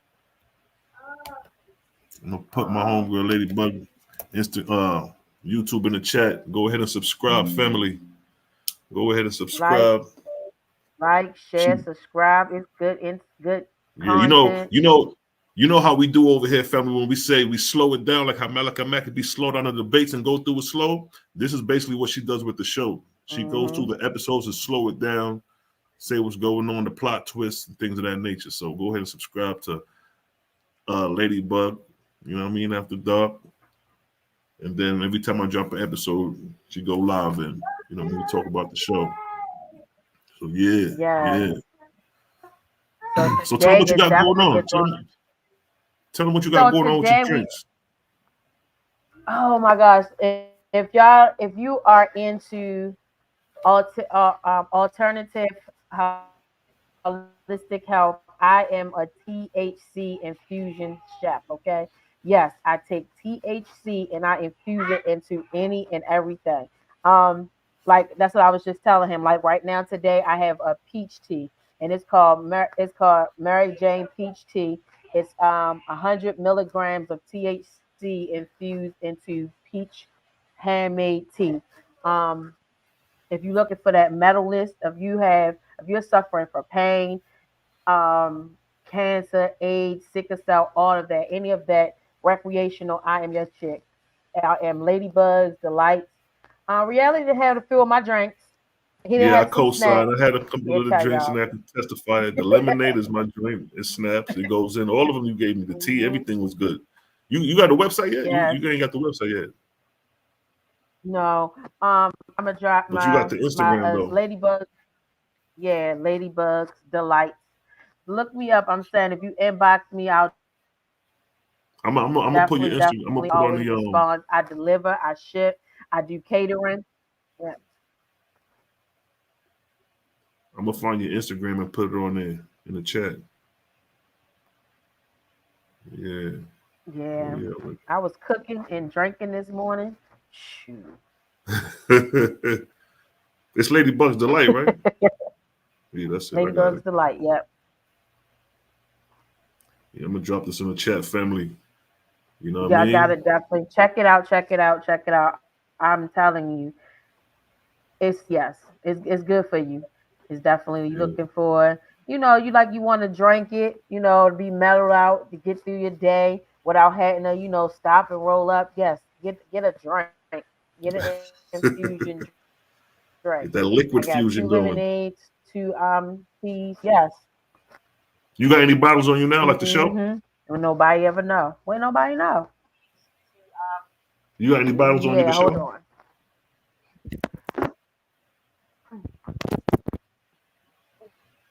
I just posted her link on Instagram in the chat, family. Follow my homegirl Ladybug. Definitely be putting it down. So I'm gonna let her know when y'all come back. She just got some subscribers. Bronze Yogi in the building. Yo, Kev, what's up with that beat, son? What's up with that beat you had on Facebook, man? I was screaming about. I could write to that.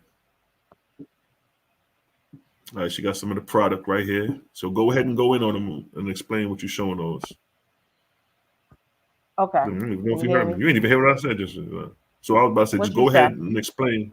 And I said, not you could explain your product. Yeah, go ahead and explain to us what you got going on. This one is the tea.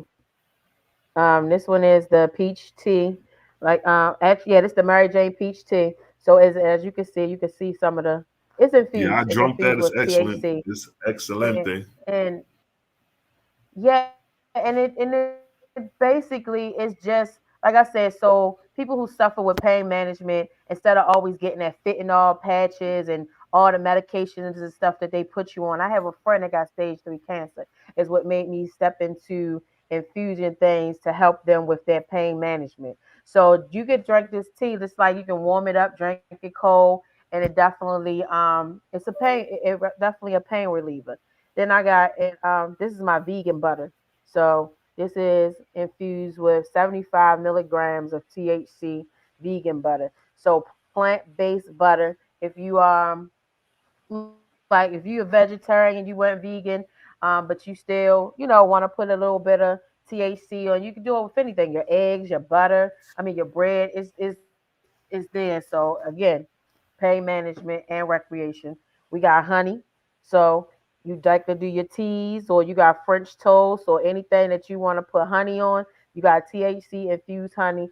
And these are 75 milligrams of THC.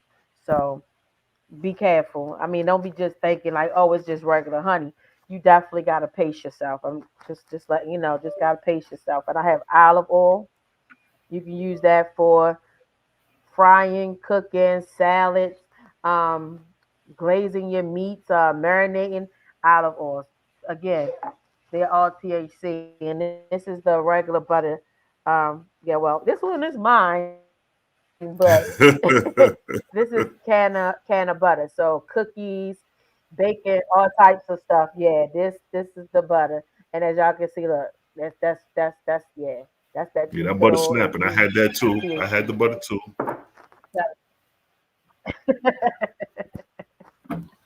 Um, yeah, like, and I come out and cook, so I do everything really just as Ladybugs Delights.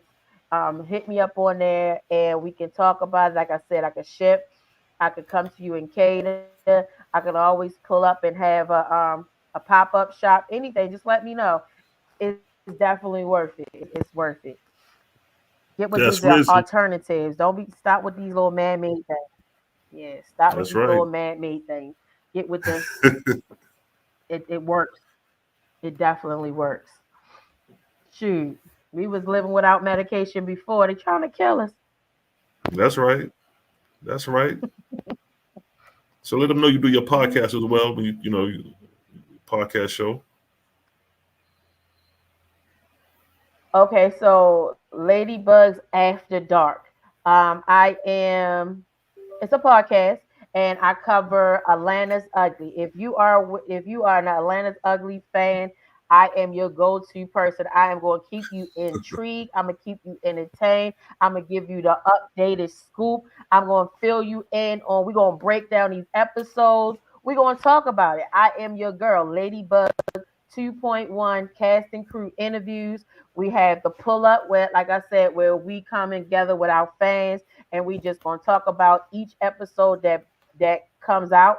And then I'm gonna take it a step further and I'm gonna do what I call a watch party. And in the watch party, we gonna break down each scene so that y'all can be caught up and understand what's going down and that you can even give us your thoughts, what you think is going to happen. You know what I mean? It's good to talk about it so that you can always be well equipped with what's going on. But I don't know how well, because look, it be throwing me for a loop.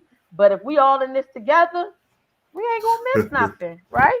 We ain't gonna miss nothing. Because Big I'm facts. actually watching. I'm watching episode 2 again because when I come later on, I gotta really break down this show because it's some stuff I missed yesterday that I thought that I saw. Like I'm really like my focus right now is on this mayor and this governor. I just don't understand. I'm gonna figure Yeah. them out because they don't like each Yeah. other. They don't like The each next other. step, if everything goes as planned, the next episode you'll get your answer. You'll get your answer next episode because I got a script already for them, for me, the mayor, and then the DA. Yeah, I got a script with them.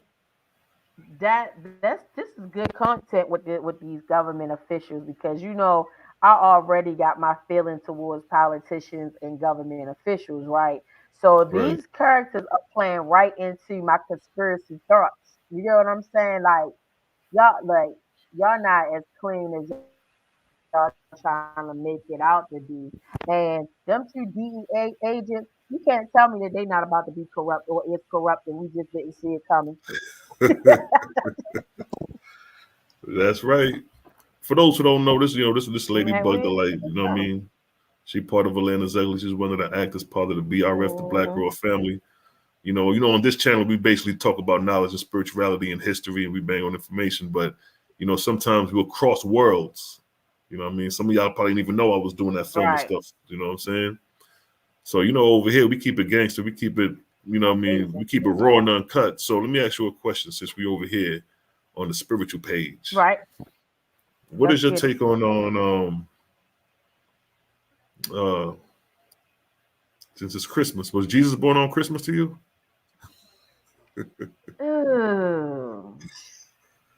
Let me just okay. Now, let me it's no rules over here. Let me tap on this. It's no I rules. know it's not no rules, but it's like it's not really a cut and dry answer for me, because when it comes to this religion thing, I think that I have traveled down 3 different paths when it's coming. Like I was brought up in the church, right? So that's the first. What church? path, What church? right? What type of church? Talk about like a Baptist. Yeah, like an AME church, a good old Black people's church. My mom was the Sunday school teacher. I was in church, Sunday through Sunday. When we went skating, I had to go to gospel skating. You get what I'm saying? Like one of them type growing up, right? So then when I got to being on my own, living on my own, it was like, shoot, I ain't going to church. Like I ain't never understand that. Did it, right? So I guess caught myself going on that rebellious, phase as far as my spirituality, questioning, who's Jesus, who's God, and trying to figure out where it is that I fit in this religion world, right? So yeah, I was taught that Jesus was born on Christmas. Do I think now? No. Like no. So it's like, I just know it's somebody up there. It's a higher being. It's somebody. You get what I'm saying? I cannot say it's Jesus, but there's a spiritual goddess. You get what I'm saying? Somewhere, and that's where I guess I fit in. Right. See, family, we really have these discussions with the film inside. Everything is just strictly business and film. But Ladybug started being intrigued and sniffing the nose around here. So I said, you know what? This is what I got going on over here. Because nobody else do I do this, in the show for the most part. They may get a win here and there, but they don't know I'm doing this. You know what I mean? So when I seen you in the chat, I had to laugh. I said, there go Ladybug snooping around. There she go. I'm a snooper. You got a couple people that subscribe to you in the chat. You got a couple of people subscribe to you in the chat. Oh, that's what's up. I appreciate you. Thanks for the support.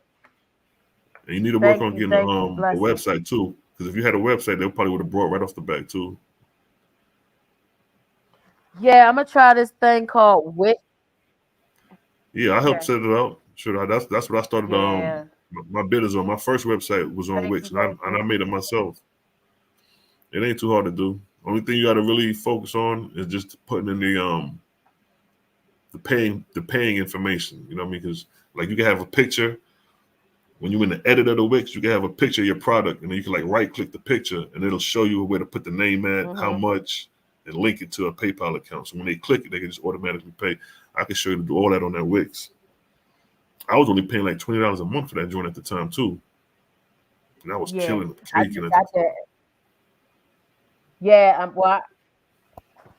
got to get into it because right now on my phone it's called Wix Owner or something. So I got to figure this out. No, when you do it on your laptop though. When you build it up, that's how I know it's progress, because I started off real. Okay. What time you going live though? Oh, they got a question. You got a question. Answer that question. Just me asked you. Yeah, is that a question? Yeah. Let me see. The angels in Genesis 4 were condemned for having sex with mortals. So why would the Holy Spirits get a pass? If the narrative is corrupt, then the birth is also. Well, you know, in the book of Enoch, it goes into that. You know what I mean? When the fallen angels came down, the 200 fallen angels, and they crossbred, creating the Nephilims and the giants. Even in the OAHSPE, sure enough, the angels crossbred with man, primitive man, and created what we know as the pygmies, the little people. So yeah, the Holy Spirit, them niggas ain't getting no pass. Lou among them boys ain't getting no pass. You know what I mean? Yeah, we be going in on the knowledge over here. You know, we be having debates and all that. We gonna get you up on it though. We gonna have Ladybug gonna be part of Creator Gang in a minute. It's great.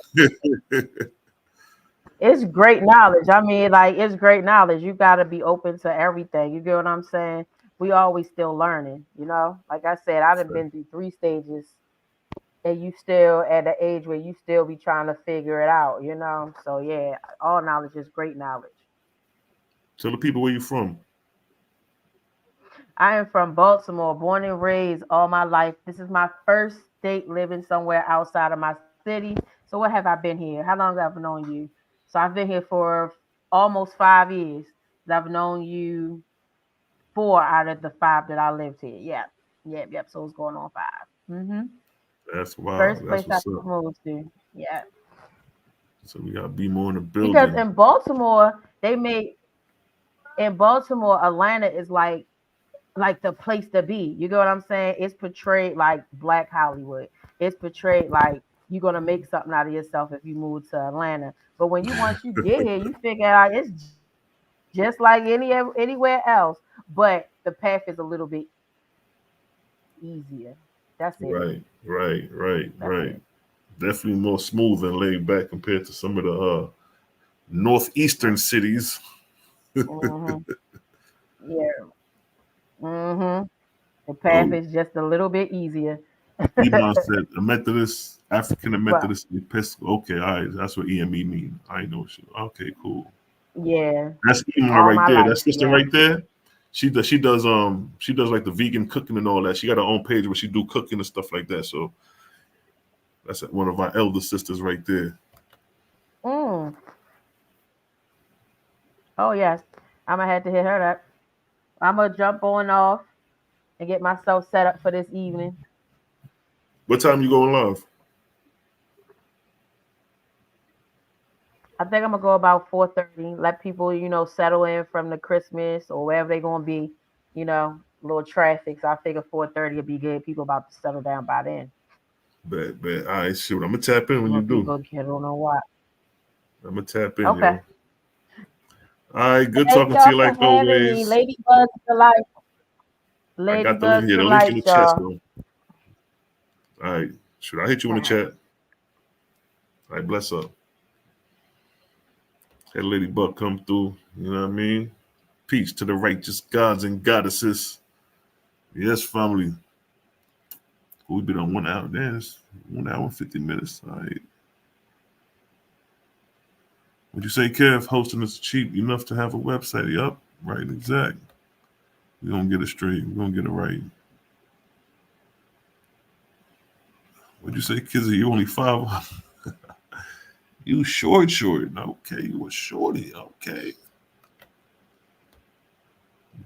You a shorty.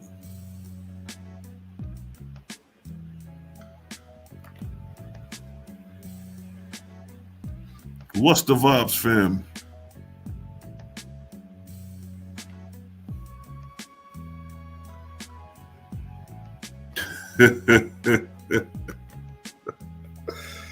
Yo, you crazy. But yeah, there's some wild shit going on. You know what I mean? We think we know it all, but shit, you got angels doing unlawful things with humans. I'm like, wait a minute, you telling me you got angels, one-time humans done incarnated and doing lustful acts, that's spooky. That sounds real spooky, you do. But if that shit is real, you be careful who you entertain out in these streets. People appear to be flesh and blood, and they not. Niggas ain't ready for them discussions. They ain't ready for them discussions.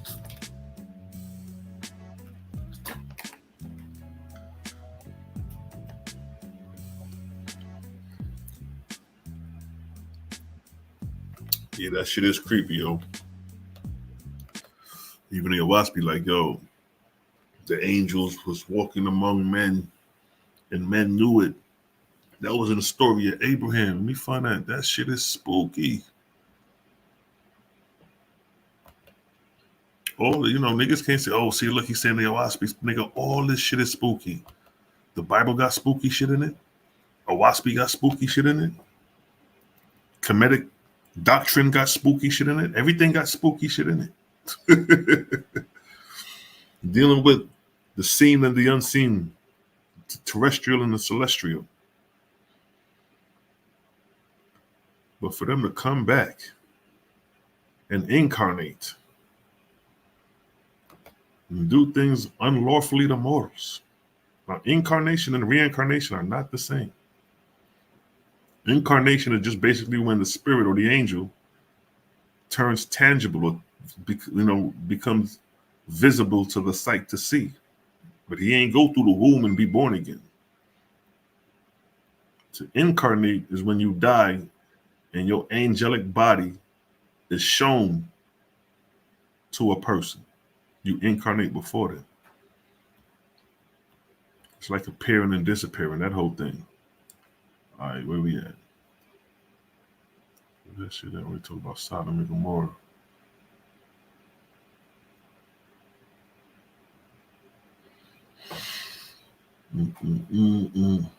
All right, here we go. Let's read some spook from the OAHSPE. They already think we spooky. Let's spook them out some more. Spook them out some more. Look at this.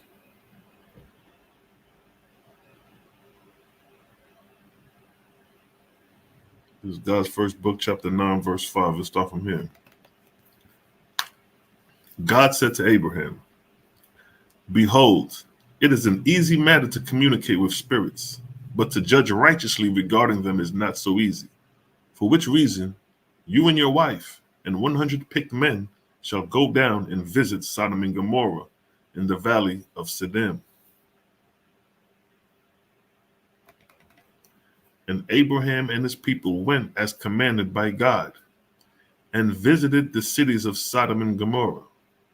And God spoke privately to Abraham, saying, I will destroy these cities, for they are like hells for evil spirits, but Lot shall escape for your sake.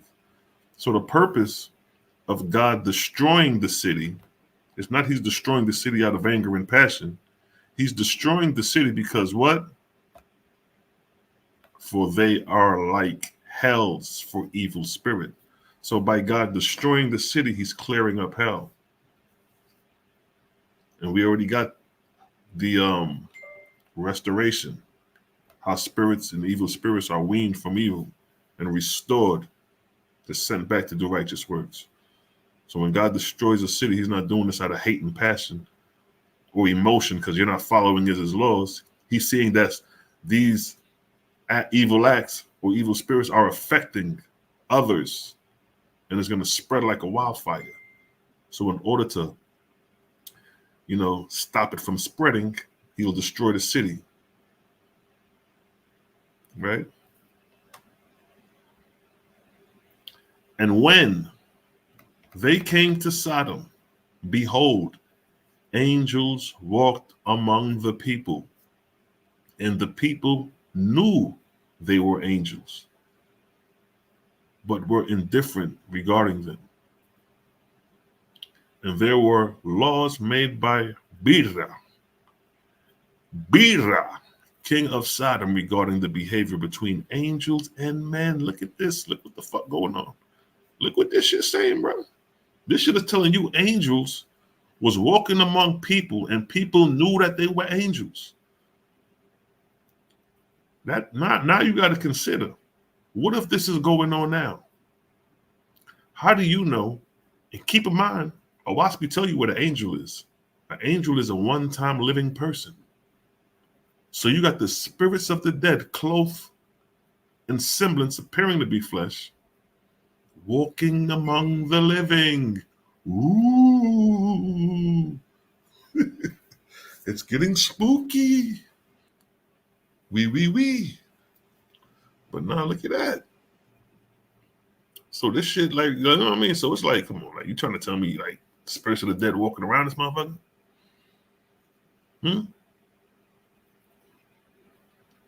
You trying to tell me we could be entertaining angels and don't even know it?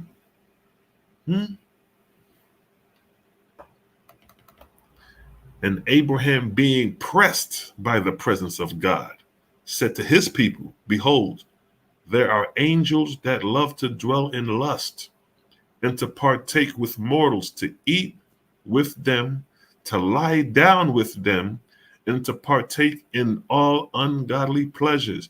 This nigga saying angels is partaking in sex. Now, if they reproducing or not, that's a whole nother story, but they indulging in sexual activity. That's spooky. Whether you believe it or not, it is what it is. It's just the fact that the ideal of this, the ideal factor is what we're dealing with here. The fact that you got angels walking among men and women. So you know, this goes both ways. Men and women. You may have a female angel with a bad body and shit. You thinking, oh man, I'd love to hit that. And that's a fucking angel and shit. But that's spooky though. If that's happening then, it's happening now. It's been happening. But this is fairy tale and spooky, so it ain't real. God, through his angels, rained down fire and brimstone on Sodom and Gomorrah, and they were burnt and destroyed. Lot the elder escaped and went and lived in a cave. So God, through his angels. See, you remember when Tazoriak was trying to say that Jesus Christ and the angels created the heavens and the earth, and God was sitting on his throne? That's how it would have started off. God, through his angels, created the heavens and the earth. That's how it would have read if it was right and exact. Just to throw that in there. But look at that. God rained through his angels, rained down Sodom and Gomorrah on these other particular angels. So these niggas are already dead, so where they going? This nigga destroying the whole mortals and angels is getting rained down on. But the mortals, their spirits are going to get captured by those who receive the spirits of the dead, the Asaphs, who receive the spirits of the newly dead. And they're going to get captured at the moment of death, and taken where they need to be taken. And the angels that are already crossed over through death, which will not be affected in the sense like how morals will be affected from the raining down of brimstone, they're going to just get captured, dragged off, and taken away. Now hell is cleared away from that area. And they said they found Sodom and Gomorrah over there in the was it by the Jordan or the Dead Sea, somewhere over there. Now after Abraham and his people had returned to Jireh, his camp, and it was night, God said to Abraham, "Be steadfast and show your people that they may understand my word." So he let these niggas know I ain't doing this shit out of anger. Just like you got a cancer, you may have to cut that limb off to preserve your life and that whole rest of your body. Yeah, a drastic measure got to be taken for you to be preserved. Understand that.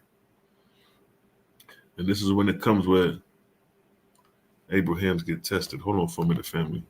Give me 1 second.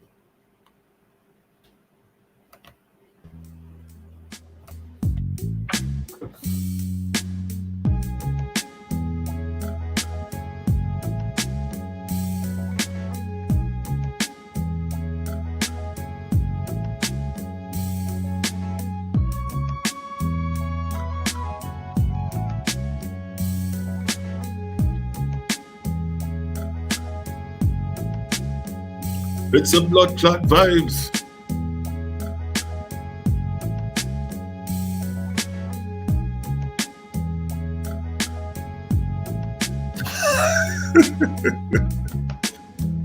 Yeah, niggas can't say we spooky when niggas said Jesus reincarnated 5 times. Like, niggas can never, ever, ever, ever, ever say we spooked out over here.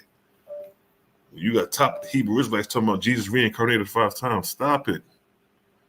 Whatever they try to clown us on the OAHSPE, nigga, we got shit to go right back in return on the ears. Let's say just me. Remember also that the Creator will let those who practice wickedness get their asses handed to them by a false god, so it could be the false god doing the killings. No doubt. No doubt. The false gods will do the killings out of anger and jealousy and make subservient slaves of the dead. You know what I mean? Jehovah decreed a decree. He sunk the continent of pain. All them people died. But it was a rescue plan for them to be redeemed. This shit is deep. There's levels to this shit. You know what I mean? There's variables to this shit. Ain't nothing set in stone in creation. Ain't nothing set in stone. Things are set in stone for that moment, then the shift comes and new things are set in stone. Drastic measures got to be taken. Look at every year we get hurricanes. Hurricanes come through and devastate the shores. You know what I mean? Katrina, look how you know what I mean? That's creation. You can't dictate creator. You can't tell creator, no, slow down, no, that was wrong. You observe creation and creator. Once you think you got creator figured out, bam, here come the right hook. Oh, you thought you had me, huh? I told you thou shalt not murder and kill, but you see all this killing going on, huh? But let me tell you this. On the other side, those spirits that are dead, I got a redemptive plan for them that you didn't know about. I ain't tell you that part yet. I'm now revealing that to you, the redemptive order, in comparison to slaying and creating a subservient slave out of that spirit. Creator may take you out, take you to a better place. And you look at it like, oh man, I just got shot down dead. I just got stabbed dead. I forgot. However the physical death may occur, you may look at that in a negative light. But then the spiritual reward, on the other hand, is something different. Look how Jesus Christ died, right? He got hung on a cross, nails thing, but then what? He's sitting on the right hand of God, right? But according to the physical appearance, that looked like torture. That looked brutal. He had to go through that, right? Then it's a section in the OAHSPE talk about the 49 saviors, when it talks about how there were 49 saviors raised up, and they had to go through treacherous death in order to win favoritism and sympathy through their mortal followers. I was like, sheesh. Peace to Cosmo and Cal in the building. Yeah, you came late, son. I'm 2 hours in. I'm about to get off this joint in a minute, son. You on live or what? You gonna go live or what, Cosmo? We need a Cosmo live, yo. You know what I mean? What we talking about? Let me see where we was at. Now in the OAHSPE, they talk about the laws. We got to uphold the laws. Let me show you how deceptive these false gods are. That, Hebrew Israelites stand on the law. They stuck on the law, God's laws. Now, the deception of these false gods runs so deep that they made a duplicate of the law and switched up creator and put themselves as the head. So, you shall worship no other God but me, instead of saying creator. You shall only worship creator, no Lord gods and saviors. Yeshua in the OAHSPE said, you shall worship Jehovah only. It said, you shall not worship Lord gods and saviors. You shall worship creator only. Yeshua saying this. But y'all niggas is following Elohim, Yahweh Elohim, Elohim Yahweh. Y'all still deifying, y'all still dealing with the deity. In the OAHSPE, Joshua is saying no deity. In the Bible, you have been taught to worship Jesus as the deity. Some has wising up. You got some low thinking Christians and some little bit more intelligent thinking Christians. You have the low vibratory thinking Christians will tell you that Jesus is God. They don't know better. He's the deity. The higher vibratory Christians will tell you that he was the Son of God. So they understand that he's not God, but he was sent from God. But now God is a deity as well. So a deity sent Jesus, and then the Father that Jesus is referring to is God and not the Creator. See, it gets tricky, but you have to have an OAHSPE so you could understand the title and ranks of angels, because ain't no confusion over here. It may be confusing what you hear, but there ain't no confusion over here. Check this out, right? Check this out. OAHSPE Bible, Book of Wars, chapter 15. This is when Anu-Hasa styled himself Lord God and created the laws of the Lord God. Now, the laws of the Lord God is what you have in your Bible. 10 Commandments, thou shalt do this, thou shalt not do that. Right? Nigga, this shit was hijacked from the Creator. The false God duplicated this shit and hijacked it. The Lord God said, yes, yes, I will not be bound by the laws of the ancients, but I will have laws of my own, and they shall be called the laws of the Lord God. See that? Verse 4. Satan said, self said. Satan in the OAHSPE reference self, meaning within. That voice that distracts you from being on the positive path. Satan said, self. These then shall be your words, O Lord God, which shall be the laws of Dais. Dais mean God, deity. Namely, verse 5, I, the Lord God, have made self-preservation the first law. You shall love the Lord your God with all your soul, heart, and mind. That sounds familiar. You shall worship only him now and forever. Right? That sounds familiar. You shall only worship God. Nor shall you worship any idol of anything on earth or in the heavens of the earth. See that? He just daggered himself because he is an idol and he's in heaven. He don't even know he put a dagger in his own law. Because the OAHSPE say Jehovah is not in the image of an idol, not in the image of man being ever present. So when we worship Creator, we worship ever present, not an idol. But he just stabbed himself because he's already a deity and says, ye shall not worship no deity, no other idols on earth or in heaven. An idol is something that is has comprehensible shape, form, and figure, whether it's living or not. Whosoever worships anything except me, the Lord God, shall be put to death. See that? The Lord God. Whosoever shall worship anything except me, the Lord God, not Jehovah, not Creator, shall be put to death. Behold, I am a God of justice and truth.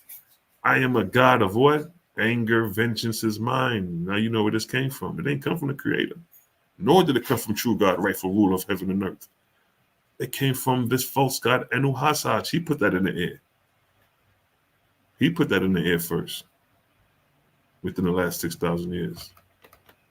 I have a gate at the hill of Horeb. My guardians are cherubs and seraphims with flaming swords. Wasn't them the cats who was protecting the garden? So Adam and them couldn't get out. So all this comes under Anu-Hasa.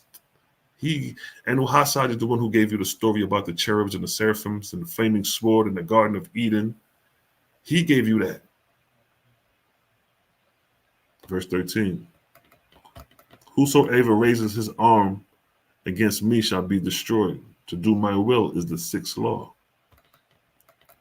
Whoever exalts me on earth, him will I exalt in heaven. Whoever overthrows other gods, Elohims, except the Lord God, who is the dais of heaven and earth, him will I exalt in heaven. See that? So you got warrior angels out here trying to overthrow other gods. For there are gods many and lords many. See that? But he's saying, I am the most high God. I am the Lord God that overthrow gods. So you thinking you worshiping the most high God, but you're not worshiping the most high God. You're just worshiping the chief nigga in charge. That's it. The chief deity. Now it came to pass that these decrees of the false God were established on earth, and the name of Dais became paramount to all other gods of India, which is India, and Eastern Persia, and the name Tian in Japheth, which is China and Asia, and the name Lord God in Arabia. See that? Which occupies Phoenicia as well. And these people now had a new sacred book given to them. And yet all of these names represented one angel only, Anu-Hasaj, a one-time mortal. See that? So they let you know what angel is a one-time mortal. But Anu-Hasaj personified all these names. He personified Darius, Lord God. Verse 19, prior to this, the faithless on earth were taught non-resistance, to ignore leadership, to return good for evil, and to dwell together as brethren. See that? It said prior to this, prior to the influence of Anu-Hasaj and his false account of creation and his false 10 commandments, the law, statutes, and commandments that he genuinely stole from Creator, the real faithless, and switched it around, modified it and changed it, and made it look like he's creating these commandments. But now, because of the decree of Anu-Hasaj alias Darius, faithists were led astray, becoming warriors and inspiring to become kings and rulers. See that? Nevertheless, many of them still call themselves by the name signifying faithists, but changing their belief from the Great Spirit to a God in shape and figure of a man with attributes like a mortal. See, the OAHSPE is showing you how you went from creator to following a deity of an angry and jealous God, a God of war. All these mortal attributes are attributed to your God, not knowing the God is false. OAHSPE is showing you, you once worshiped the Great Spirit. See that? You changed. See that, right? But changing their belief from the Great Spirit, the Creator, to a God in shape and figure of a man with attributes like a mortal. See that? And this is what you believe. Tazariak already admit that the Most High sits on the throne. So he's a victim of the changing of beliefs. He's a victim of the false gods, along with him and the rest of the Israelites who believe that the Most High sits on a throne, or the Most High is a deity, a man floating in space, claiming to create the heavens and the earth. Look what Jaja said. Jehovah said, behold the plan of my government, which is to come against nothing in heaven or earth, to seize nothing by the head and turn it around by violence to go the other way. God inquired concerning warfare. Jehovah answered him. Jehovah said, I answer all things by good. Now keep in mind, this is true God in the OAHSPE, inquiring concerning warfare. Like, what do I do concerning warfare? Now, Jehovah ain't say, I want you to go kill 18,000 cats in a day. And then the next day, I want you to bring me some goats and some bullocks and offer me some burnt offerings. Look what the response is. Jehovah said, I answer all things by good. To the good at heart, I give good thoughts, desires, and holy observation. To the perverse of heart, I hold up my glories and beneficence of virtue and peaceful understanding. To those who practice charity and good works to others, not laboring for self, I give the highest delight. If you want the highest delight from the Creator, it's right here. This is the highest delight. To those who practice charity and good works to others, not laboring for self, I give the highest delight. So if you want favoritism from your God, your Creator, whoever you serving, who you think is the Most High, we understand Creator over here. But for those who not tapped in where we at, just do charity and good works, and that's a safety net, regardless of what you believe in it.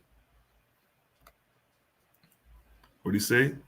Though they be prickled in the flesh with poverty and wicked persecution, yet their souls are like the waters of a smooth running river. Among those who practice evil, destruction, and war, I send emissaries of benevolence and healing, who have plenty of words of pity. Huh? Look what Jaja's saying. Verse 13. These are my arrows, spears, and war clubs, O God. Pity, gentle words, and the example of tenderness. Sooner or later, these shall triumph over all things in the heaven and earth. So Jehovah ain't tell true God to go to war. He ain't tell him that. He ain't say go pick up those spears and those sticks. He said, among those who practice destruction and evil, I send emissaries of benevolence and healing, who have plenteous words of pity. Like, nigga, you done messed up, but I ain't mad at you, but boy, you got to clean this up. Look what you done did out here. You got all these bodies out here. You got people doing all this. Those are the words of pity. I'm trying to, I'm coming at you in love. You my man and all that. You know what I mean? We ain't talking really, but look what you're doing, boy. You out here catching bodies. You out here doing dumb shit. Those are the words of pity. See that? And if you're so deeply engaged in the war, it just got to play out. I can't talk to you until you cast in hell. Now, in the Bible, you see the laws. The same laws I read, the false gods took them and deified himself. I am the Lord thy God, which have brought thee out of the land of Egypt, out of the house of bondage. Now, keep in mind, this is Luamung. Because remember, the Bible or the Torah don't go back to Moses. It goes back to Ezra. I mean, this is not Luamung. This is Ezra. I'm sorry. This is Ezra. These are the compiling words of Ezra when Luamung came to Ezra to compile the Tanakh. Luamung lied and said he falsely assumed to be the God of Israel. And then in 2 Ezra 14, it talks about how he comes to Ezra and said, I am the same one who revealed myself to Moses in the bush. Lying ass niggas. Thou shalt have no other gods before me. Before who? The Lord God. Thou shalt not make unto thee any graven image of anything, or anything that is in heaven above, or that is in the earth beneath, or that is in the water under the earth. And we have graven images of the God. El, Baal. Thou shalt not bow down thyself to them, nor serve them. For I am the Lord thy God, am a jealous God, visiting the iniquities of the fathers upon the children, upon the third and fourth generations of them that what? Hate me. You remember, OAHSPE said they have changed from the Great Spirit to a God in the shape and figure of man with attributes of a man. So what you're getting here is your God claiming to be the Most High with the behavioral attributes of a man. A man hates. And shew mercy unto thousands of them that love me and keep my commandments. Thou shalt not take the name of the Lord thy God in vain, for the Lord will not hold him guiltless that taketh his name in vain. Remember the Sabbath and keep it holy. Now keep in mind, how many Israelites wasn't following the Sabbath before they became Israelites? Before you knew that you was an Israelite, how long you was living not following the Sabbath? Now you become an Israelite and you try to scold people for not following the Sabbath. See that? Where your mercy at? For all the years you wasn't following the Sabbath.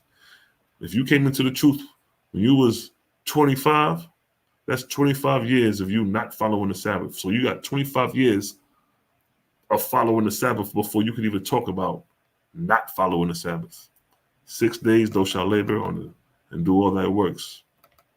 But on the seventh is the Shabbat of the Lord thy God. In it thou shalt not do any work, thou nor thy son nor thy daughter, thy maidservants, thy manservants, thy maidservants, nor thy cattle, nor thy stranger that is within thy gate. So no work, no work.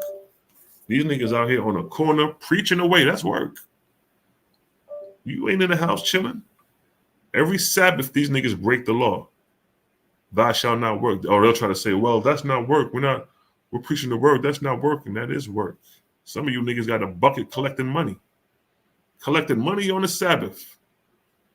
I'd go there with my extension cord and start whipping you niggas on the Sabbath when I see them them buckets of money and charitable bowls of money. Niggas, pastas. For in 6 days the Lord made the heavens and the earth, the sea, and all that is in them, and rested on the seventh. See that? Rested on the seventh. Wherefore the Lord blessed the Sabbath day and hallowed it. 6 days. It didn't say 6,000 years. For in 6 days the Lord made heaven and earth. Oh no, come on, bro. No, you can't no come on nothing. That's exactly what it say. That's not 6,000 years. And then he rested on the seventh day. He rested. He ceased. See, rest and cease is different. See, he ceased from his works. Then when you look up cease and say rest, that nigga Bezel got him. That's where this whole shit really started from that. When Bezel asked him, what does rest mean? He said, it's not rest, it's cease. Then when he looked up the word cease, it had rest right there. And Bezel was like, when he was scrolling to show cease, and he scrolled down a little too far to show the rest, Bezel was like, look, see, look, it's right there. That's what did it right there. The look, see, look, it's right there. That statement is what spawned this whole shit. When you cut him and showed him that cease and rest are synonymous with each other. And not only that, you're following a deity, a God. That God got to rest. He ain't creator. Creator is ever present. Creator don't rest, because creation is forever ending and forever creating and forever dissipating. There is no beginning and ending to creation. So there is no rest in that sense that the creator ceased to create. The creator never ceased to create. But your God, who is sitting on a throne, according to the Zariat, floating in space. And now that Zion and some of these others, Zabak, they believe the New Testament. So in return, they believe Paul. So in return, they believe Paul's word when he said Jesus was in the beginning. You have Tazariak saying that it was Jesus and the angels that created the heavens and the earth. You have all this misunderstanding about their doctrine. So Jesus created the heavens and the earth in 6 days, and Jesus rested on the seventh. They don't say that. And even if it did, that shit is still false. This is in the law. Thou shalt not kill. Thou shalt not kill. But the Lord took to the battlefield. The Lord himself took to the battlefield and smote Benjamin. Thou shalt not kill.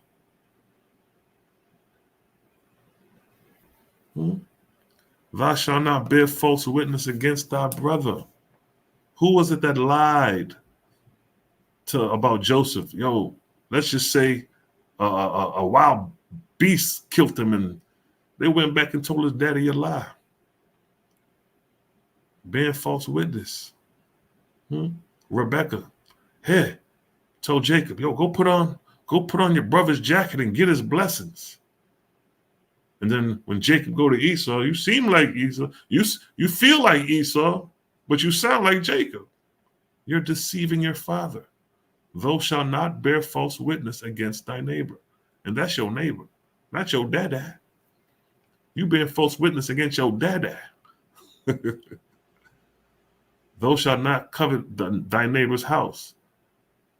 Thou shalt not covet thy wife's, nor thy manservants, nor maidservants, nor ox, ass, or anything that is in the neighbors.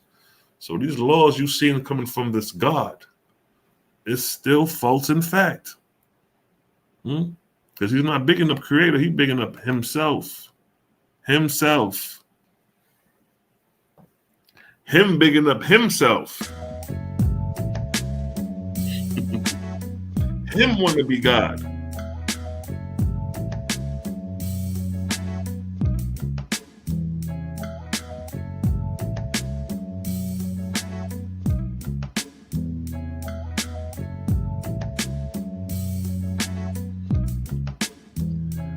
And that's what I was getting at.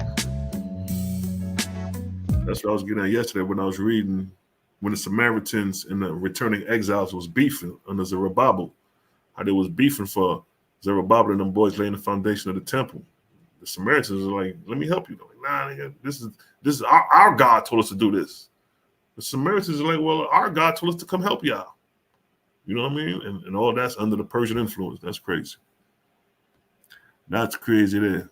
But we just vibing out. You know what I'm saying? You know how we dizzle.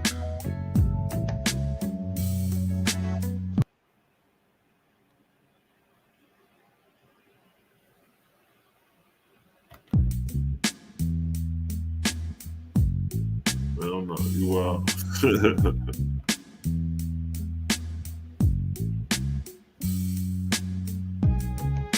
But I'm about to sign up out of here, family.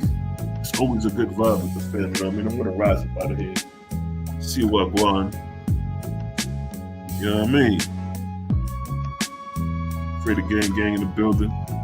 You know how we do. You know how we do. Salute to everybody that came through today. May go live a little later, who knows? But until then, we out of here, family.